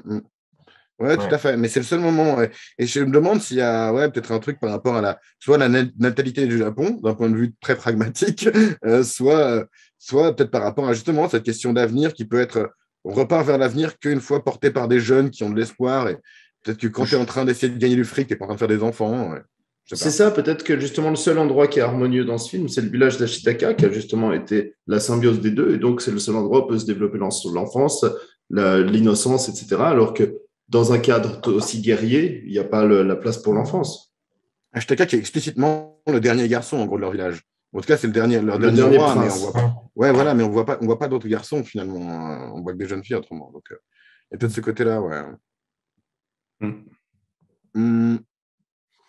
Ouais, voilà. Voyons voir. Tac, l'aspect un peu gore. Ouais, voilà, il y a une chose, on a parlé tout à l'heure de la révolution, entre guillemets, qu'a apporté l'animé vu de nos pays quand il est arrivé justement vers l'époque des années 90 pour beaucoup de gens. Mais en fait, ça a apporté justement cette approche de ressembler au cinéma en apprenant les techniques, ce qui est un truc bien, mais aussi d'avoir des côtés beaucoup plus réalistes au niveau de l'image. Tu vois, un truc particulier des Japonais, c'est que c'est souvent, en tout cas, les films les plus populaires sont beaucoup moins cartoon, beaucoup moins des grands yeux, on est beaucoup moins dans la caricature, tu vois. Et moi, en tant que quelqu'un qui aime beaucoup l'animation, ça me gêne un petit peu parce que je trouve que ça a eu une influence un peu négative, tu vois. On en parlait quand on parlait des Pixar, du fait que c'est beaucoup l'arrière-plan, c'est beaucoup des choses réalistes finalement. On n'essaye pas d'utiliser la créativité du dessin animé à son maximum en ajoutant des choses qu'on peut faire qu'en dessin animé. Alors là, c'est clair que c'est présent dans Mononoke parce que y a toutes ces créatures mystiques que tu pourrais pas faire en film, en tout cas pas aussi bien. Mais ce genre de truc a une influence, je pense, un peu négative sur le dessin animé, en tout cas un peu limitante peut-être. Où les gens disaient, en fait, c'est pas réaliste, donc c'est vieillot. Je sais pas ce que ça. Tu vois, je peux penser aussi au film d'animation Tintin de Peter Jackson, qui m'a un petit peu chiffonné personnellement, mais je sais pas ce que vous pensez, vous, de cette question du réalisme. C'est pas Spielberg, le Tintin? C'est les deux, je crois. Si, oui, tu as raison. Ouais, les deux, d'ailleurs. J'ai pas compris si tu trouvais que c'était réaliste, Mononoke, ou si tu trouvais au contraire, ça l'était pas. J'ai pas compris non plus. En bonne partie, oui. En fait, Mononoke, tu as dans le sens où les proportions des personnages, par exemple, les proportions physiques d'un humain sont vachement respectées, tu vois. Même les proportions des animaux sont vachement respectées. Tu compares un Pumba et un sanglier dans celui-là, tu vois. Même si là, il y a aussi des exagérations, c'est quand même vachement plus, on est plus dans le réalisme. Mais après, on est encore dans la limite. Mais je pensais à parler de cette influence qu'il y a eu en général de l'animé, mais ce que j'aime dans Mononoke, c'est justement que c'est pas que ça. Justement, c'est fait peinture à l'huile, des décors, etc., que j'apprécie beaucoup, quoi. Le truc, c'est que tout le restant, genre vraiment 99% de ce qui se fait au Japon, esthétiquement, en termes d'animé, ça se ressemble, quoi. C'est vraiment, quand tu regardes un Miyazaki, tu sais que tu regardes un Miyazaki. Ils ont même essayé de le copier là, en faisant un film Marie et la fleur, ou je sais pas quoi, là. Ça te dit quelque chose? Enfin, ouais, ils ont vraiment essayé d'avoir cette patte Ghibli, quoi, finalement. C'est vrai, j'ai vu, il y avait même un peu sur l'affiche, ils essayaient de reprendre un peu les codes d'un film Ghibli. J'ai trouvé amusant. Je n'ai pas suivi exactement ce que c'était ce film. Voilà, exactement. En plus franchement, il est pas mal, tu vois. Mais c'est juste que c'est clairement, si ce n'est du inspiré, ressucé. ouais, voilà, quoi. Et finalement, Miyazaki c'est comme tous les gens qui imitaient le style DreamWorks, quoi. Ouais. D'ailleurs, au niveau du style du dessin, il n'y a pas, je sais pas, moi, alors, il y a quelque chose qui m'a un peu gêné. C'était quand les animaux parlent. Alors, j'imagine, les animaux, ils parlent par télépathie, puisqu'ils distinguaient les fois où ils aboient et les fois où ils parlent entre eux, c'est-à-dire qu'ils parlent comme des esprits. Mais j'avoue que ça faisait quand même des trucs un peu moches parfois, où ils parlent avec les yeux, ils clignotent, enfin, ils clignent des yeux, puis tu as un peu cette bouche de carpe, puis cet animal qui bouge plus du tout. Bon, ça, c'est difficile dans un dessin animé de garder les poils qui bougent, on est complètement d'accord, c'est du dessin, donc c'est du dessin animé. Non, mais c'est un choix, clairement, mais c'est vrai, moi, ça me faisait bizarre quand tu voyais cette tête immobile, et puis qui parle. Je sais pas pourquoi, alors peut-être je suis habitué au style Pixar. Ils auraient pu la garder immobile et faire, mais je suis d'accord avec toi, ça m'a beaucoup gêné. Ils auraient pu la garder immobile et faire un truc que c'est que de la télépathie, mais ça faisait... C'était un peu, voilà, j'ai trouvé ça, pour un soin autant apporté dans le détail, j'ai trouvé que ça faisait un petit peu... Peut-être tu voulais apporter de l'émotion à ce dieu-là, justement en faisant bouger la bouche. Mais à ce moment-là, tu l'animes plus, peut-être. C'est ça, c'est entre pas assez animé. Ouais, je sais pas. C'est ça, il pourrait avoir juste la bouche fermée. Là, tu vois, si t'as la bouche fermée, le loup avec la bouche fermée, t'imagines la télépathie, mais à moitié ouverte comme un poisson, je trouve ça bof. Parce que c'est ouvert comme un poisson et ça bouge pas. Ça fait un peu une carpe. Ils mettent un petit écho sur les voix de chaque animal à chaque fois qu'ils les carpes, c'est un animal très important au Japon, donc peut-être.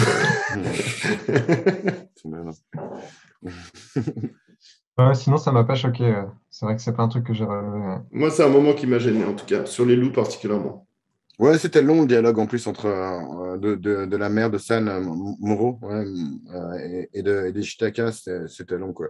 Donc, là, tu vois, autant les vieux singes, là, ce qu'ils appellent des orang-outans, alors qu'ils ressemblent plus à des gorilles ou des chimpanzés, mais bon, on va pas rentrer dans le détail. Ils sont relous, alors ça, je les trouve relous. Ils sont un peu relous, mais au moins, ils gardent un côté mystique, puis ça ne te gêne pas qu'ils parlent par télépathie.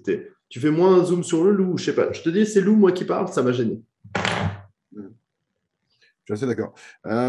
Quelques petites images qui ont lien avec des choses dont je voulais parler. En dehors de ça, on a parlé justement des femmes fortes, mais elles sont toutes les deux bolos Varashtaka, complètement, quoi. Elles sont pas fortes, elles sont plutôt minces. Alors, Lui, il a c'est aussi une malin. force assez surhumaine. Hein. Parce que quand il tire sa Ouais, flèche c'est et ça, il a une force surhumaine, absolument. qu'il pète deux bras. En fait, je me demandais si c'était lié à sa malédiction, justement, mais j'ai rien vu là-dessus en cherchant. Ok. Donc, il est juste extrêmement fort. Ah non, Moi, pour j'ai moi, pensé c'était que la c'était à cause de sa malédiction. malédiction, justement, qui était extrêmement fort. Bah, je Moi croyais aussi. aussi, mais j'ai pas vu j'ai rien vu qui disait officiellement que c'était ça, quoi. Donc, Non, mais C'est quand il pousse suggéré, la quoi. porte, c'est sa main, il pousse avec sa main malade. C'est ouais, ça, non, c'est et puis vrai, ça, c'est il vrai. y a des trucs qui bouillissent juste avant qu'il fasse ces trucs de pouvoir. Ouais. Ouais, C'est la c'est colère. ça. C'est ça, bah, C'est vrai? à chaque La fois qu'il colère est rend en fort. colère, la haine, bah, c'est ce que lui dit la chamane quand il part, quoi. Il lui dit, c'est une des meilleures phrases du film d'ailleurs. Il lui dit, tu dois aller voir le monde avec des yeux. Enfin, je le traduis de l'anglais, c'est Eyes unclouded by hate. Je sais plus comment il l'ont dit Ouais, mais en lui, il le dit français. lui-même, ouais, en parlant eboshi, ouais. Qu'il est venu Tu dois porter sur le monde pour un voir un regard sans monde. haine. Ouais. Exactement. Porter sur le monde un regard sans haine. Et c'est une très bonne phrase, je suis d'accord, qui montre vachement bien, en tout cas, l'approche qu'a essayé d'avoir Miyazaki sur son sujet, de ne pas démoniser qui que ce soit, quoi, peut-être. À part peut-être la figure d'autorité de l'empereur, et elle n'a pas, elle a pas du gain, peut-être. Ouais. Il y a souvent de la bouffe dans les Ghibli, là, pas trop. Mais il y a Souvent quand même une quoi? scène de bouffe. Il y a souvent de Ah, la la bouffe.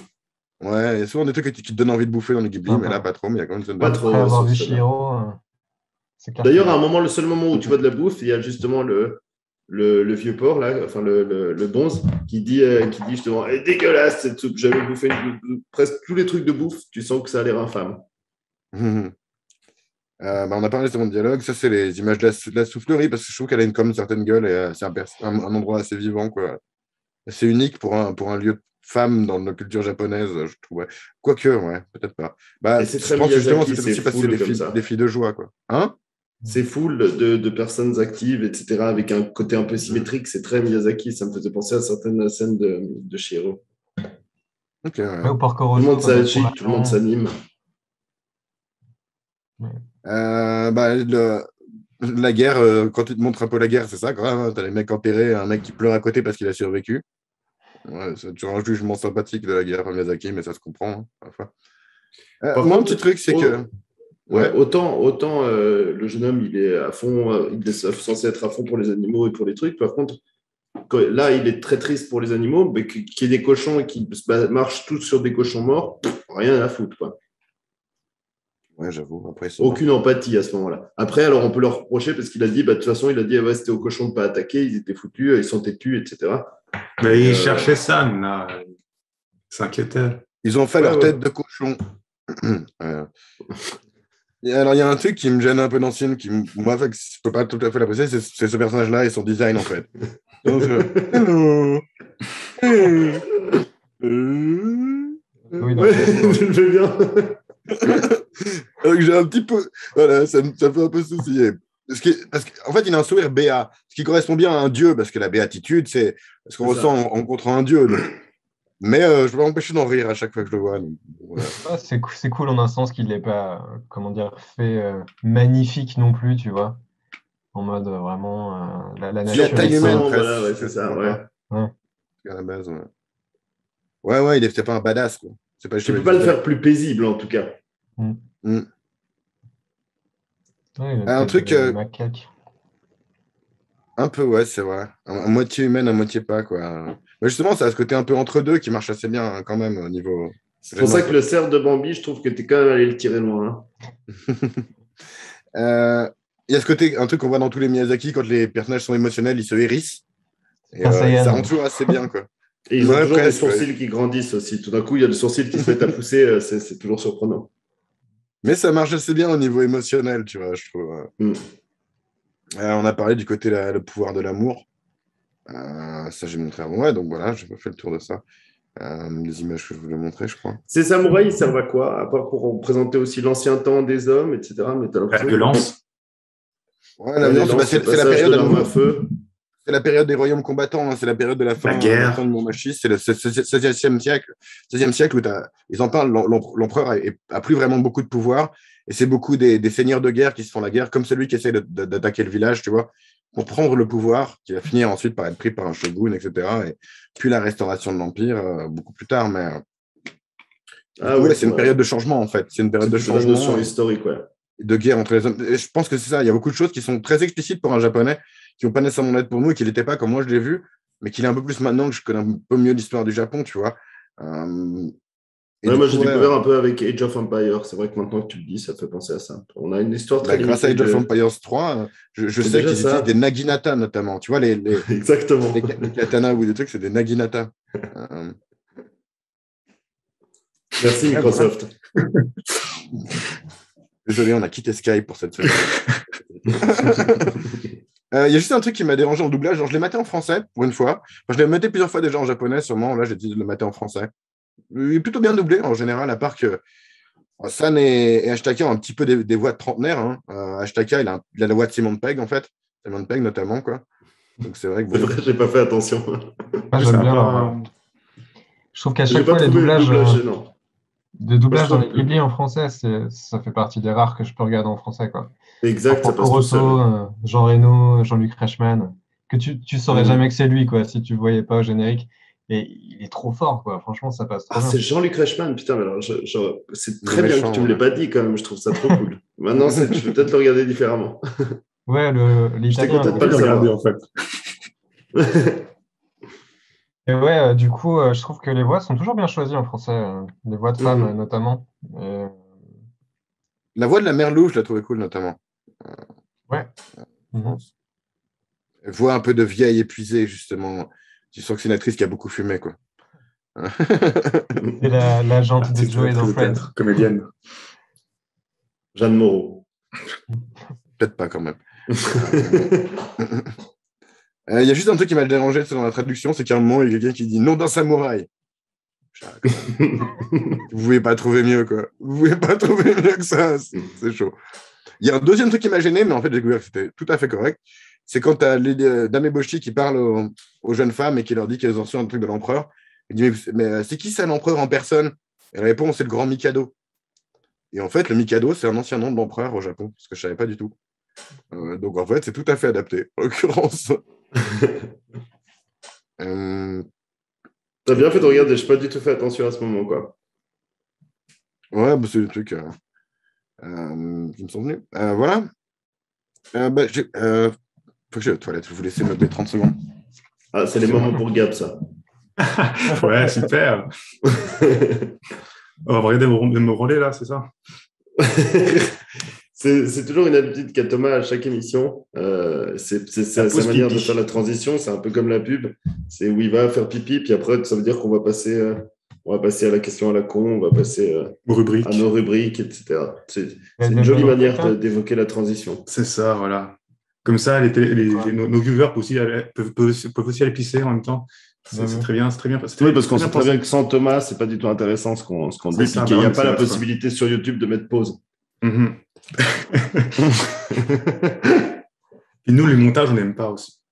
Non, c'est ça. C'est un peu ce retour au temps de la télévision reine. C'est surcoté, les montages. Mais on remarque quand même que Thomas n'a pas trop de problèmes de prostate et puis qu'il arrive encore à être assez rapide. Par contre, il n'arrive pas à brancher son micro, mais c'est autre chose. Il n'y a plus de son. Merci. Je voulais vous demander aux autres. Toi, Mathias, c'est ton préféré de Miyazaki, tu dirais C'est dur à dire, franchement, je ne sais pas. Un des top 2-3 ? Ouais, un des top 3. En fait, à chaque fois que je les regarde, je me dis, ah non, c'est celui-là, mon préféré, tu vois. J'ai hésité avec Porco Rosso, et puis, je sais pas, je me suis dit que j'aurais peut-être eu moins de choses à dire, parce que je connais pas du tout l'histoire et tout, tu vois. Enfin, je veux dire, je suis pas du tout, je m'intéresse pas à l'histoire d'un point de vue historien des choses, tu vois. Donc, mais il aurait été intéressant à faire aussi si vous aviez des choses à dire. Donc peut-être Porco Rosso, Mononoke, et Chihiro, je le kiffe, mais j'ai pas autant accroché, peut-être un peu trop what the fuck pour moi. Et j'ai bien aimé, mais je le mettrais pas forcément dans le top 3. Donc voilà, Porco Rosso, Mononoke. Okay. Et vous autres, messieurs, ça se passe comment? C'est celui-là votre préféré? C'est un autre? Vous en avez un? Non, c'est pas celui-là mon préféré, vu que je te trouve quand même très triste. J'ai beaucoup aimé le château ambulant, vu que j'adore le mécanisme, etc. C'était des choses qui me fascinaient quand j'étais plus jeune. Et puis, Mononoke, Chihiro, oui, j'ai adoré parce que c'est un film qui m'a donné une claque monumentale. Mais c'est le premier Miyazaki que j'ai vu, donc aussi peut-être ceci explique cela. Ouais, je suis d'accord avec le La musique château d'Hisaishi ambulant, est vachement mais- cool, il me semble, dans Chihiro aussi. Magnifique la musique. Non, Ouais, mais c'est tout est clair. sublime dans ce film. Ce film, je lui donne Non, 10. c'est sûr. Mais voilà, je pense peut-être que si j'avais abordé Miyazaki avec un autre film, peut-être que je l'aurais. Parce qu'une fois que tu rentres dans cet univers, après, bah, forcément, tu as moins de surprises quand tu regardes un autre. Il y a quand même certaines choses qui sont similaires. Mais le premier, je pense, on a tous préféré notre premier Miyazaki. Ouais, de toute façon, la plupart des gens l'ont découvert avec Chihiro parce que c'est là qu'il a fait Ouais. exploser le box-office à l'international, quoi. Le premier qui a C'est ça. vraiment explosé, c'était Mononoke. Et puis Chihiro derrière, ils ont même. C'est pour celui-ci qu'ils ont eu un Oscar ou... Oui, Ouais, voilà, ça a aidé Non, pas aussi. celui-là, non, c'est pour Chihiro. Un C'est autre? pour c'est Chihiro. pour Chihiro. Voilà. Ouais, je veux dire, je parlais de Il Chihiro là. disait Chihiro. Ouais. Mais Bah, Thomas dit quelque chose souvent, de le juste. premier film, t'en entends parler, et le deuxième film, il passe dans les festivals, quoi. Tu vois, genre, il était au Festival de Cannes aussi. Il avait peut-être même il a eu des prix au Festival de Cannes, il me semble, Chihiro. Mais parce que Sûrement. Mononoke avait déjà fait parler de lui avant, tu vois aussi. Ouais, Et en c'est ça. faisant je trouve deux que- de suite pour arriver à avoir des prix. Je trouve que dans Chihiro, il y a des personnages qui sont bien plus puissants, bien plus surprenants. C'est vrai. Les personnages C'est sont. différent. C'est du dessin animé purement exploité. Là, c'est des choses qu'on n'aurait pas pu reproduire dans un film qui ne donnerait pas du tout. Mononoke, vrai. je peux l'imaginer dans un film. On va plus dans le mystique, on est moins justement sur un film d'action. Il ne fera pas penser à Brevard, tu vois, moi, Chihiro. Mais je peux apprécier ce côté-là de Mononoke aussi, quoi. Bah, je me dis que Et toi, Chihiro, Yann jamais il aurait pu être mieux dans autre chose qu'un dessin animé. Et ça, c'est ce qui le rend fabuleux. Ouais. Et toi, Ils ont Gab? exploité ce qu'ils pouvaient. C'est vrai que c'est pareil un peu comme Fred, c'est difficile à dire. Enfin, oui, comme Mathias aussi, c'est difficile à dire parce qu'ils sont tous bien, quoi, franchement, globalement. Après, c'est que mon premier que j'ai vu de Miyazaki, c'est aussi Chihiro. Donc, peut-être c'est vrai qu'il y a un plus cet aspect d'attachement, de découverte de ce monde de Miyazaki grâce à ce film. Donc, peut-être j'ai un plus grand attachement à ce film-là. Mais c'est vrai que c'est difficile à dire quel est le meilleur, quoi. Ils sont tous bien. Ouais, sauf apparemment Ok. Pogno, mais je ne l'ai pas vu, Pogno. C'est vrai que j'ai pas vu de Pogno, je les ai pas tous vus. Mais après, j'ai vu Non, mais même c'est Le ok, Vent ouais. se lève, j'ai bien aimé, quoi. Le Vent se lève, j'ai bien aimé. Ouais, il est bien aussi. Après, Moi, c'est assez triste, assez mélancolique. Déjà, le château ambulant, moi, j'avais bien aimé, mais j'étais déjà pas. Enfin, ouais, voilà. J'étais déjà pas aussi enthousiaste que Chihiro ou même les trucs d'avant, quoi. Mais ouais. Non, mais j'aimais bien Peut-être. les petits mécanismes, les petites constructions. Moi, je trouve fun. Enfin, ce Ouais, monde mais un c'était peu- moins cohérent comme. Moi, il était moins cohérent comme film, tu vois, en un sens. Mais peut-être que c'est mon point de vue après ça. Mhm. Mais je suis d'accord, c'est ce que tu as dit, Fred, sur les personnages. C'est vrai que Chihiro, ils ont vraiment réussi ça là où c'est pas forcément le cas dans d'autres. Parce que même le château ambulant que j'ai beaucoup aimé, je te Tu peux en dirais faire pas un que... film? Ouais, et puis je te dirais pas que je l'ai retenu pour les personnages, quoi, tu vois. Non. La meuf principale, Sophie, voilà, c'est... Non, le personnage dans Voilà, Chihiro, quoi. là, celui qui fait comme ça, il est subjugant. Son visage. Ouais. Non, Oui, ouais, absolument. mais on va plus loin dans le côté mystique, dans le côté conte que ici, quoi. Mais ouais, c'est stylé. Moi, je dois avouer que j'aime bien ce qu'il faisait, les trucs qu'il a fait avant Mononoke, du coup. C'est plus des trucs. Justement, il y avait Porco Rosso juste avant. J'aime beaucoup aussi Kiki la petite sorcière et Mon voisin Totoro, en fait. C'est où tu es vraiment dans ce côté calme, où tu n'as pas de menace imminente, ce qui est très rare dans un film d'animation, même, tu vois. Et notamment dans Miyazaki, tu n'as pas de menace imminente et tu as justement ce côté très paisible, très temps qui passe et en même temps intemporel, qui passe vachement bien. En l'occurrence, c'est des films que j'ai vus. C'est pas les premiers que j'ai découverts. J'ai découvert ce côté-là après, forcément, parce que je ne regardais pas Miyazaki non plus avant tout le monde. Quoi, mais c'est des trucs que j'ai découvert après avoir, je pense, que j'ai découvert par Chihiro aussi. Peut-être par Porco Rosso, justement, chez vous, Mathias, je me souviens d'avoir vu avec ton frère quelques fois en VHS. Quoi. Et c'est ce que je trouvais angoissant dans celui-là. Dans celui-là, je trouve qu'il est un peu angoissant. Et c'est surprenant pour un truc japonais et d'autant plus de Miyazaki. C'est que le côté oppressant m'a presque un peu gêné. Mais j'ai plus J'avais ressenti- oublié ça. J'ai ressenti ça pour celui-ci aussi, mais pour Chihiro, justement. Je crois que c'est ça qui me dérange en Chihiro, parce il est tellement riche, il est tellement magnifique, ce film. Mais c'est vrai qu'il y a des moments où je me suis senti oppressé par le sans-visage, Ah ouais quand il est en mode glouton et qu'il détruit tout dans l'hôtel, ou des trucs que j'ai trouvé un peu dérangeants, quoi. Mais Ah, C'est moi, je des trouvais éléments pas qu'il y d'horreur, avait- un petit peu. c'est Il y a intéressant. des C'est éléments plus des- d'angoisse, quoi, en tout cas. C'est ça, non, mais c'est Ouais. des l'horreur, mais il y a pas ce stress, qu'est-ce qui va arriver, qu'est-ce qu'ils vont tout détruire. C'est ce côté un peu Ouais. fin tragique, imminente qui va se faire, où tu te dis, de toute façon, Après, voilà, il l'arrange avec des bouts de ficelle en disant bah, maintenant je vais devenir gentil, etc. Mais pourtant, tu sais, moi je trouve que c'est un peu justement la fable du monde qui va arriver actuel, où on sait que de toute façon, bah, tous ces esprits animistes, tous ces esprits-là vont disparaître vers. Moi, c'est comme ça que je le vois, c'est un peu le monde d'avant, tel qu'il aurait pu être imaginé, le Japon d'avant. Et on sait que ces forêts vont disparaître, on sait que ces esprits vont disparaître, on sait que ces dieux vont disparaître. Et moi, c'est ça qui m'angoissait. Tandis que dans Chihiro, je ne vois pas, parce que c'est tellement un monde what the fuck. On n'a pas les moins positifs. Il y a moins, voilà, il n'y a pas de rapprochement avec le monde réel dans Chihiro. C'est du rêve total. Alors, ce qui est marrant, c'est que Chihiro, il a traité des années largement avant, vice-versa, il a traité à peu près le même sujet. Hein. Déménager, c'est angoissant pour un enfant, c'est une phase de transition, etc. C'est tellement plus stylé dans Chihiro que dans vice-versa. Ça, c'est vraiment naze. Bon, voilà, on va arrêter de cracher gratuitement sur Disney. mais je renouvelle Disney, là, oh. Je renouvelle que les gens, s'il y a des gens qui nous regardent, qui ont vu les Miyazaki, qui se disent ouais, j'ai bien fait le tour, regardez les trucs de Takahata aussi. Moi, justement, j'en parlais tout à l'heure, Mes voisins, la Yamada, qui est sorti dans les années 90 aussi, mais qui est visuellement complètement différent. C'est beaucoup fait de coups de crayon et presque colorié à des moments. Non, ça, c'est le générique de fin, en fait, mais maintenant que j'y pense. Mais c'est beaucoup plus simple au niveau du style de dessin. Ça peut plus penser à des trucs comme Crayon Shin-chan ou ce genre de choses, tu vois. Et c'est un peu comique, mais c'est aussi très touchant. C'est des moments de vie d'une famille japonaise. C'est tout simple. Et c'est vachement cool. Et ouais, en général, Takahata, il bon aussi à tirer les larmes. C'est beaucoup moins épique que ce que fait Miyazaki, par contre. Quoi. Mais ouais. Mais il y a aussi beaucoup d'autres trucs en cinéma d'animation japonaise. C'est vrai que j'ai des connaissances assez moyennes, mais il y a aussi d'autres trucs. Récemment, je ne sais pas, mais il y a quelques années, il y avait des trucs qui étaient cool. Comment il s'appelait le mec qui a fait Tokyo Godfathers, là Ono Oshi, je ne sais plus. Mais enfin bref. Je ne sais pas. Voilà. On va passer aux rubriques ou bien, je pense. Ok. Il y a encore des gens qui ont quelque chose à dire sur le film ou je pense qu'on peut y aller. Moi, j'ai fait le tour. Ok. Rubrique de Gab, commençons. Yep. Alors, pour ma rubrique cette semaine, on va rester dans le pays du soleil levant.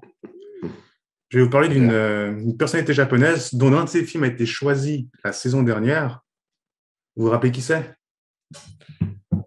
Fred n'était pas là, mais moi je me souviens, avec Takeshi Kitano. Takeshi Kitano, bien sûr. Donc, pour rappel, c'est un réalisateur, un acteur, un animateur télé, humoriste, artiste peintre ou encore écrivain. Mais le problème avec Takeshi, c'est qu'il a son petit caractère. Pardon? Designer de jeux vidéo, pour un seul jeu vidéo. Désolé. Il a tellement de cordes à son arc, voilà. Donc, le problème avec Takeshi, il a son petit caractère, il est parfois aussi un peu susceptible. Par exemple, en 1982, après le succès de Takeshan Man, il avait l'image d'un gentil garçon. Il n'a pas aimé. Donc, du coup, il a voulu montrer sa teub en direct dans une émission télé pour casser son image de gentil garçon. Après, ensuite, en 1986, il y a eu des photos de lui avec sa copine de l'époque qui sont apparues dans un tabloïd japonais. Il n'a pas aimé non plus. Du coup, il a débarqué avec 11 gars à la rédac du tabloïd et ils ont tout cassé et tabassé tout le personnel. Et pour ça, il a fait 6 mois de prison et 2 ans de mise à l'épreuve.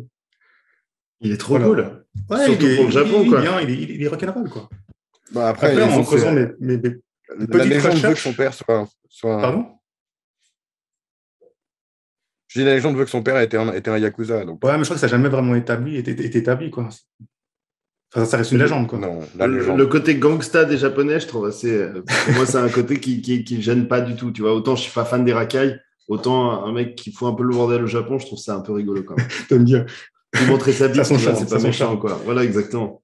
Et après, en faisant mes petites recherches, j'ai vu une petite interview de lui. Puis après, durant cette interview, on lui a demandé son avis sur les animés et sur Miyazaki de manière générale. Donc, il a une réponse toute japonaise, comme on le sait bien. Donc, il a dit, je cite, « Je déteste les animés et je déteste tout particulièrement Miyazaki, mais ces films génèrent beaucoup d'argent, donc je le respecte. » Voilà, donc voilà, c'est Takeshi, tout craché. Putain, mais c'est Liam Gallagher, ce mec. Ouais, bien sûr. dans le même genre. C'est le même esprit, quoi. Donc voilà, il reste sympa quand même. Bon, était très bien, t'as refait des choses, tu vois, quand t'en fais, j'adore, moi. Ouais, c'est vrai que c'est pas mal. Mathias, t'as une rubrique? Non, je savais pas que je devais faire une rubrique. Non, bah, maintenant, c'est de nouveau même. Hein. Quand il y a des gens qui savent pas, on leur demande. Donc, Ça montre si bien les de- gens ont déjà regardé une émission ou pas. Ce qui montre qu'on n'a jamais regardé une Je seule. savais qu'il y avait des rubriques, mais je savais pas que moi je devais en faire une. Tu veux que je fasse quoi? Je fasse une chanson. Bah, Ouais, écoute, si Ah, je ça vient, déconne. une fois, comme la chanson du dimanche. Mais- non, mais ouais, voilà, c'est rigolo d'emmerder les gens avec ça, mais si la prochaine fois tu viens, t'as un truc qui te donne envie, un angle que tu as envie de prendre, Avec c'est avec plaisir, ouais, plaisir. carrément. Moi, j'ai passé ma question à la con, puis on passera ensuite par la presse avant d'aller vers les notes. Ma question à la con, je me souviens plus maintenant. Oui, San, elle sur le monte vote. Monoke ou San, elle monte un loup géant. Vous, si vous deviez monter une version géante d'un animal pour aller au combat ou autre d'ailleurs, ce serait quoi comme animal? Fred? Moi, justement, j'ai pas pensé à un animal parce que souvent, enfin, je me vois mal avec sur une grenouille ou un truc comme ça. Enfin, ça doit être extrêmement inconfortable. Mais je En pensais même à temps, un une grenouille, animal. oui, quel choix bizarre, quoi. Ouais, voilà, Super c'est le exemple, premier super exemple, Fred. c'est le premier animal qui est venu en tête. Puis comme je suis assez sensible au mal de voiture, etc., moi, j'avais besoin d'un truc extrêmement posé et calme. Et puis qui pratique, qui peut aller partout. Et j'ai pensé dans l'histoire d'enfin, l'histoire sans fin, la Falcor. Ça a l'air hyper moelleux. Je suis souvent frileux, tu vois, donc j'étais hyper confortable. Tu as plein de fourrure.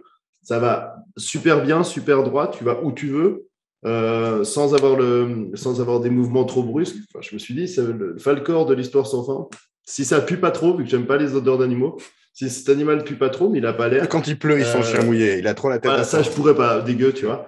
Mais autrement, je trouve que ça a l'air super confortable et puis super chill comme moyen de transport. Bon, un peu de la triche, mais c'est accepté. C'est C'est pas un vrai animal, mais c'est pas grave. Gab, toi, t'avais une idée? Ah pas non, assez j'aurais pris rêveur, Thomas. un piaf, quoi. T'as le droit de Un truc tricher, qui hein, du coup, vole, t'as le droit quoi. de prendre la monture, une autre monture magique.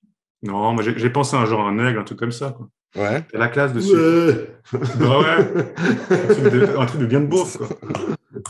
C'est sûr. Il y aurait 2 guns dessus, bam, tu vois. Le drapeau américain. C'est ça, un peu américain, exactement. Attends, c'est aussi le symbole de Genève, hein. Je suis désolé, c'est un aigle dessus. C'est vrai. T'as raison. J'avoue. C'est tous les connards qui savaient pas quoi faire, alors ils ont imité les Romains, quoi. Parce que quand même à fond, l'aigle, on pense quand même à fond à Genève Servette, quoi. C'est pas les gens les plus raffinés. Oh, tout de suite. Oh là là, tout de suite. Oh là là. Pardon. Fred et le sport. Hein. Mais C'est bon, ça. Et les animaux aussi, c'est pas trop ça, quoi. En plus, il adore les animaux, Fred. C'est ça le pire. Mais de loin, j'aime il y bien a les les sont pas de j'aime- poils, les sont pas mouillés. J'aime juste pas les chiens. Je trouve ça con. Et il faut ramasser leurs crottes. C'est 8 millions. Mathias, qu'est-ce que tu veux monter comme animal géant à la bataille? À la bataille? Non, bah, Ou moi autre. j'aurais choisi un chat parce que tout le monde aime les chats. Du coup, je me ferais des potes, je me ferais des meufs s'il y a un problème. Voilà. Ce qui est certain, c'est que s'il est plus gros que toi, il te bouffe.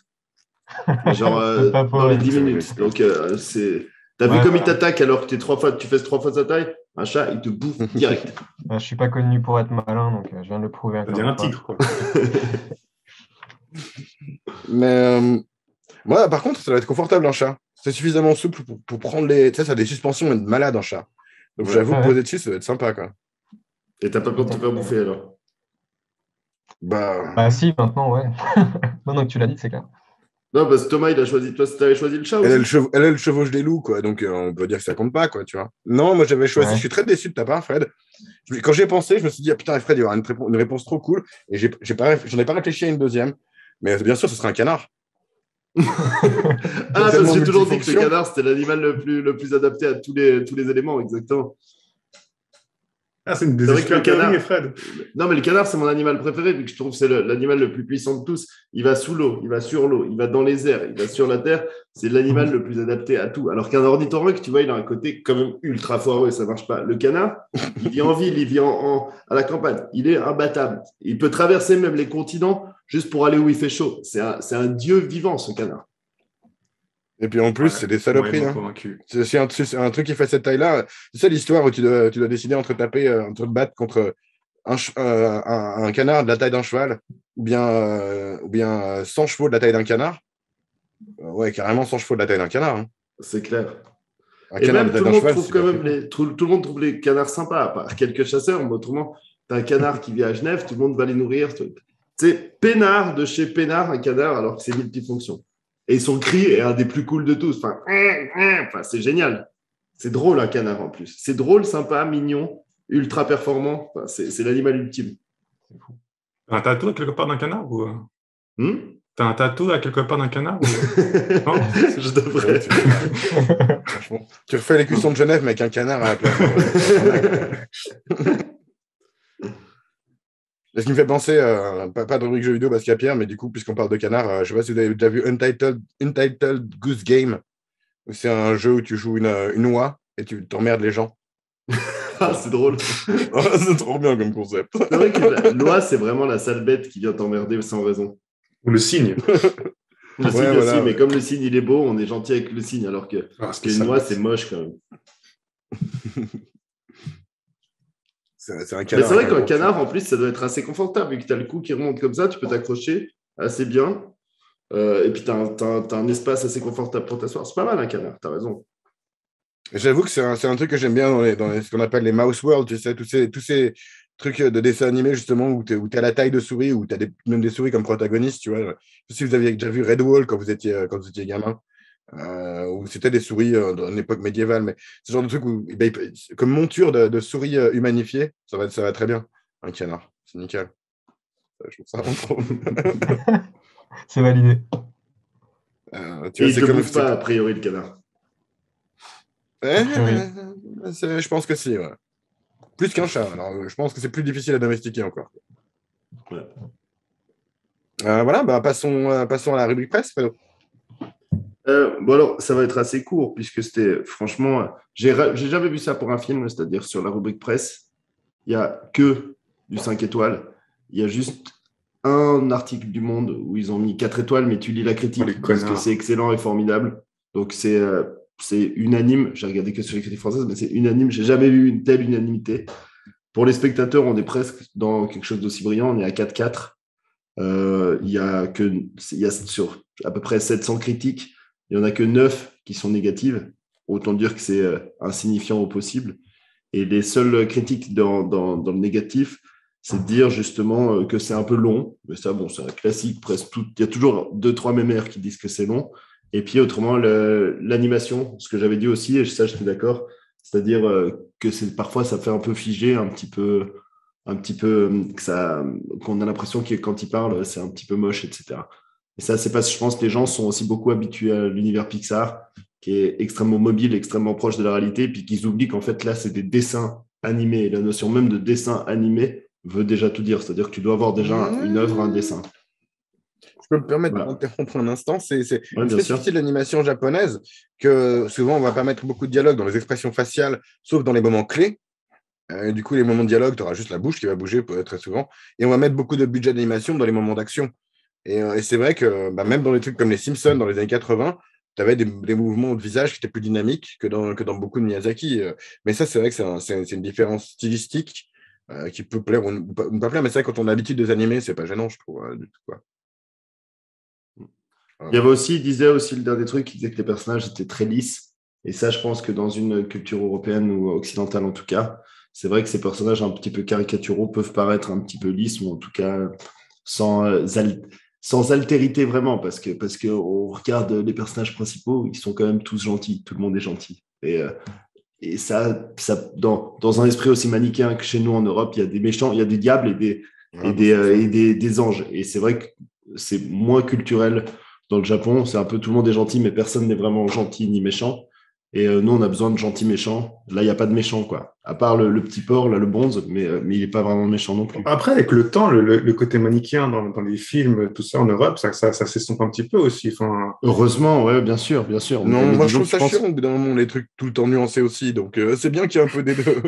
Non, c'est ça. J'aime mais bien je veux les dire, manichéens de temps en temps. c'est aussi dans notre culture. Dans notre culture, il y a le diable et il y a le paradis. Ils ont pas ça, les Japonais. Non, mais je crois qu'il y a aussi une chose, c'est qu'on n'a pas vraiment de profondeur dans la motivation des personnages. Tu vois. On ne sait pas trop pourquoi Eboshi, elle est comme ça. On peut imaginer qu'elle est une ancienne fille de joie qui a pu se libérer grâce aux armes. Du coup, qu'elle utilise les armes pour libérer les autres femmes, tu vois. Mais c'est des choses qui sont pas. T'as pas une étude de personnage dans ce film, vraiment, quoi. C'est clair. T'as pas vraiment cette profondeur-là. Et puis, je sais pas si. Ouais. ils sont relativement lisses, mais je ne trouve pas moins lisses que des personnages de Disney à nouveau. Hein. C'est que ça reste quand même des films faits pour des publics jeunes. C'est pas des films pour des adultes, mais c'est quand même des films pour adolescents pour moi. Même pour ados, c'est quand même dark comme histoire, quoi, non? Je sais pas. Ouais, dark, donc, oui, je sais pas. Bah, c'est les Japonais après. Et puis, c'est les Japonais et tout le monde sauf les Américains qui, ok, que les ados. Quand t'es ado, t'as envie de regarder des trucs dark, quoi, des trucs violents, des trucs sanglants, des trucs. Je sais pas ce que t'en penses. Mais... Oui, non, bien sûr, mais après, est-ce qu'on te le permet? Tu fais souvent ça en cachette ou sans avoir forcément la permission, c'est ça que je veux dire. Il n'y a pas tes parents qui vont dire ah tiens, il y a le dernier film d'horreur qui est sorti, bah je te laisse voir, quoi. Enfin... Ouais, mais malgré tout, je pense que ça fait quand même partie du truc, du public cible en tout cas. En tout cas, d'animer souvent, quoi, je trouve. Les gars en cachette, ils regardent The Lighthouse. Ça, il se fait ton père. Des bites du sperme, des bites du sperme. Bon, bah, sur ce, on va donner nos évaluations. On va donner nos notes à nous. On va finir par Mathias, puis c'est lui qui a amené le film. Bah, vas-y, Fred, lance-toi. Alors moi, déjà, je lui enlève un point parce que c'est pas Chihiro. Je trouve tout est mieux dans Chihiro.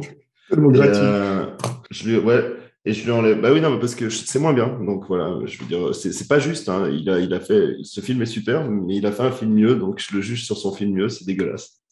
Et puis je lui enlève un deuxième point parce que je l'ai trouvé comme un tout petit peu longuet, comme ça, à le revoir.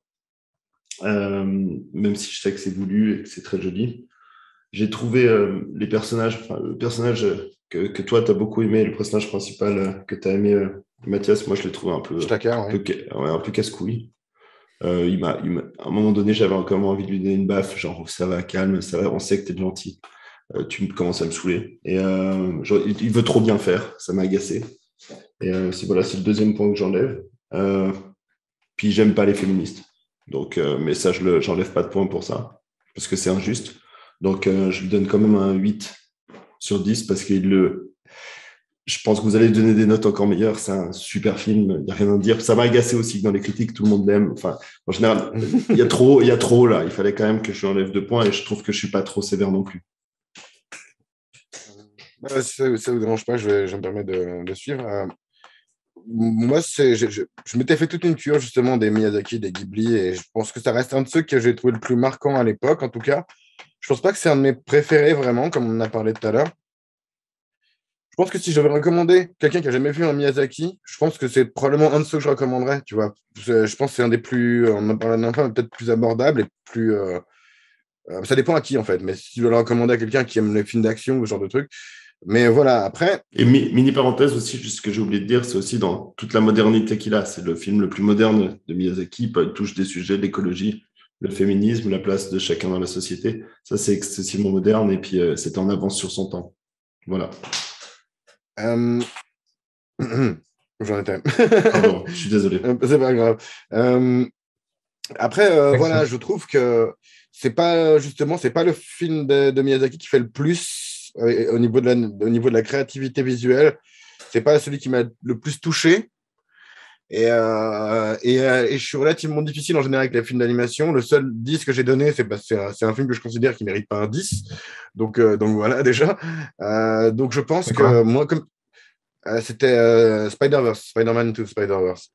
Je pense que mon Ghibli préféré, je lui mettrais sûrement un 9. Du coup, celui-là, je pense que je lui mettrais un 8, même si il est peut-être mieux fait que mon Ghibli préféré. Je ne sais pas. Ton Ghibli préféré déjà? Je pense que si je devais en dire un, je pense que ce serait Totoro. Ok. Ouais, voilà. Et vas-y. Donc, ouais, voilà, 8. Pas vraiment beaucoup de côté négatif, à part. Comment dire En fait, je ne l'ai pas trouvé aussi passionnant, mais en même temps, je l'ai vu tellement de fois, donc c'est dur de le rejuger maintenant. Mais j'ai pas jugé. Je pense que la première fois que j'ai maté, ça m'a blow away, quoi. Et là forcément moins. Donc voilà, 8, ça reste une très bonne. C'est un peu le même effet qu'avec Roger Rabbit, quoi. Peut-être, mais c'est peut-être souvent ça avec les films d'animation. Gab, vas-y. Bah ouais, en fait, je vais pas être très original, je mettrai aussi un 8, en fait, comme vous. Globalement, c'est vrai que la fin est un peu décevante. Les personnages sont un peu lisses aussi, mais après, c'est vrai que c'est un peu le symptomatique des Ghibli, quoi. Enfin des films de Miyazaki. Mais voilà, c'est vrai que Ici, c'est pas mon préf. Enfin, oui, c'est difficile à dire non plus. Enfin, c'est aussi difficile à dire, mais donc je mettrais 8 aussi pour ces deux petites choses. Okay. Et pour être cohérent aussi par rapport aux autres films d'animation qu'on en a été durant cette saison. Ouais. Toi, ta meilleure note pour un film d'animation, ça reste Le Roi Lion, je pense, c'est ça? Ouais, j'ai mis 9, je crois. Ouais, c'est ça. Ok. Mathias, je te laisse conclure pour ta note à toi. Je mettrais probablement un 9. Parce que, oui, certes, il a des défauts, quoi. Mais je trouve qu'il a suffisamment de qualité qui surplombe ça pour moi. Ouais, non, franchement, je répéterai la même chose que j'ai dit. Les musiques, les personnages, certes, sont peut-être un peu lisses, mais en même temps, j'aime bien une fois de plus, j'aime bien cette pureté finalement qu'on retrouve dans ces personnages. Je me permets de t'interrompre une demi-seconde. La manière dont tu parlais d'Ashtaka me pensait à la manière dont parlent les gens qui aiment Superman de Superman. Comme un exemple, tu vois. Peut-être un peu ce côté Boy Scout, mais finalement, on a besoin de ça aussi. Si je t'en prie, excuse-moi. Ouais, voilà, je trouve ça, en fait, à chaque fois que tu regardes un Miyazaki, souvent, je trouve ça fait du bien au cœur, quoi. Ça fait du bien à l'enfant en toi. Et, C'est vrai que c'est important de voilà. répéter. Ouais. Donc voilà, rien que pour ça, je lui mettrai un 9 parce que c'est rare, en fait. Les films comme ça, que ce soit des films animés ou pas, c'est rare. Très bien. Écoutez, voilà. Le tirage. J'oublie toujours Suspense. Le classique, là. T'arrives toujours quand même tous à les monde. retrouver, c'est cool. Ça, non, j'en avais perdu un. On verrait bien le jour où je le tire. De toute façon, la dernière fois que je regarde. Il y en a un qui n'a pas la même couleur de stylo. Là, c'est celui-là. C'est un choix de Pierre, Fight Club. Hit Club ou Fight Club? Fight Club. Fight Club, ok. Un choix de Pierre, donc. Intéressant, fun. C'est marrant parce que l'autre jour, j'ai justement mis la fin de Fight Club quand il y avait le crash de Facebook. Ouais. Ce que je voulais avec toutes les banques qui s'effondrent. Bon, c'est cool, ça fait longtemps que je ne l'ai pas vu. Heureusement que je ne l'ai pas revu, parce que je crois qu'on le connaît tous par cœur. Je crois que personne ne l'a pas vu. Mais moi, ça va bien faire 15 ans facile que je ne l'ai pas vu, c'est sûr. Quoi. Pareil. Donc, je me donne. Et on peut avoir un petit débat politique dessus. Ouais, clairement. Je me souviens qu'en début de saison, tu avais dit, j'avais demandé, il y a quand même un film qui parle de révolution, ça nous arrivait plusieurs fois la dernière fois, et tu avais demandé, est-ce que c'est Pierre? Et je t'avais dit non, et en fait, j'avais oublié qu'il avait mis ce film. Donc, c'est clairement Pierre, voilà, exactement, c'est Pierre le révolutionnaire. Voilà, ça fera plaisir. On vient après deux films d'animation de suite, ce qui est la première fois que ça nous arrive, donc c'était cool aussi, ça, c'est marrant. On va revenir un peu à du live action. Du coup, merci les gars d'avoir participé. Je voulais quand même dire que voilà, Mathias qui nous rejoint, si ça vous intéresse, il fait également un manga, donc je vous mettrai le lien vers son truc dans le lien. Il fait également de la musique sur sa chaîne YouTube. D'ailleurs, on va lui squatter sa reprise de Miyazaki pour mettre dans le générique de fin, donc si ça vous plaît, voilà, je mettrai les liens. Et en dehors de ça, bien sûr, vous savez, comme d'habitude, partagez, mettez des likes, suivez-nous sur les réseaux sociaux. Pour Pierre aussi. Faites des dons. Merci. Je suis même pas sûr que ça marche notre Tipeee, mais faites des dons. Vous me direz si ça marche pas. Tu l'as inscrit, mais je pense que personne n'a envie de faire des dons. C'est peut-être pour ça que ça marche pas. C'est ça. Non, je suis sûr que c'est un problème technique. Si nous connaissent. Genre le déni.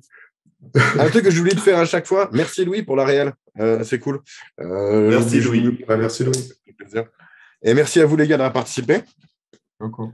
Plaisir toujours. Merci à nos spectateurs. Et merci à toi d'avoir animé alors Thomas. Bah oui. Notre cher leader. Oui, bon. Hein. Leader Maximo, notre dictateur. Ça suffit. Nous étions en situation critique. Maintenant, nous sommes libres. Et nous reverrons. Mais pas encore. Pas encore.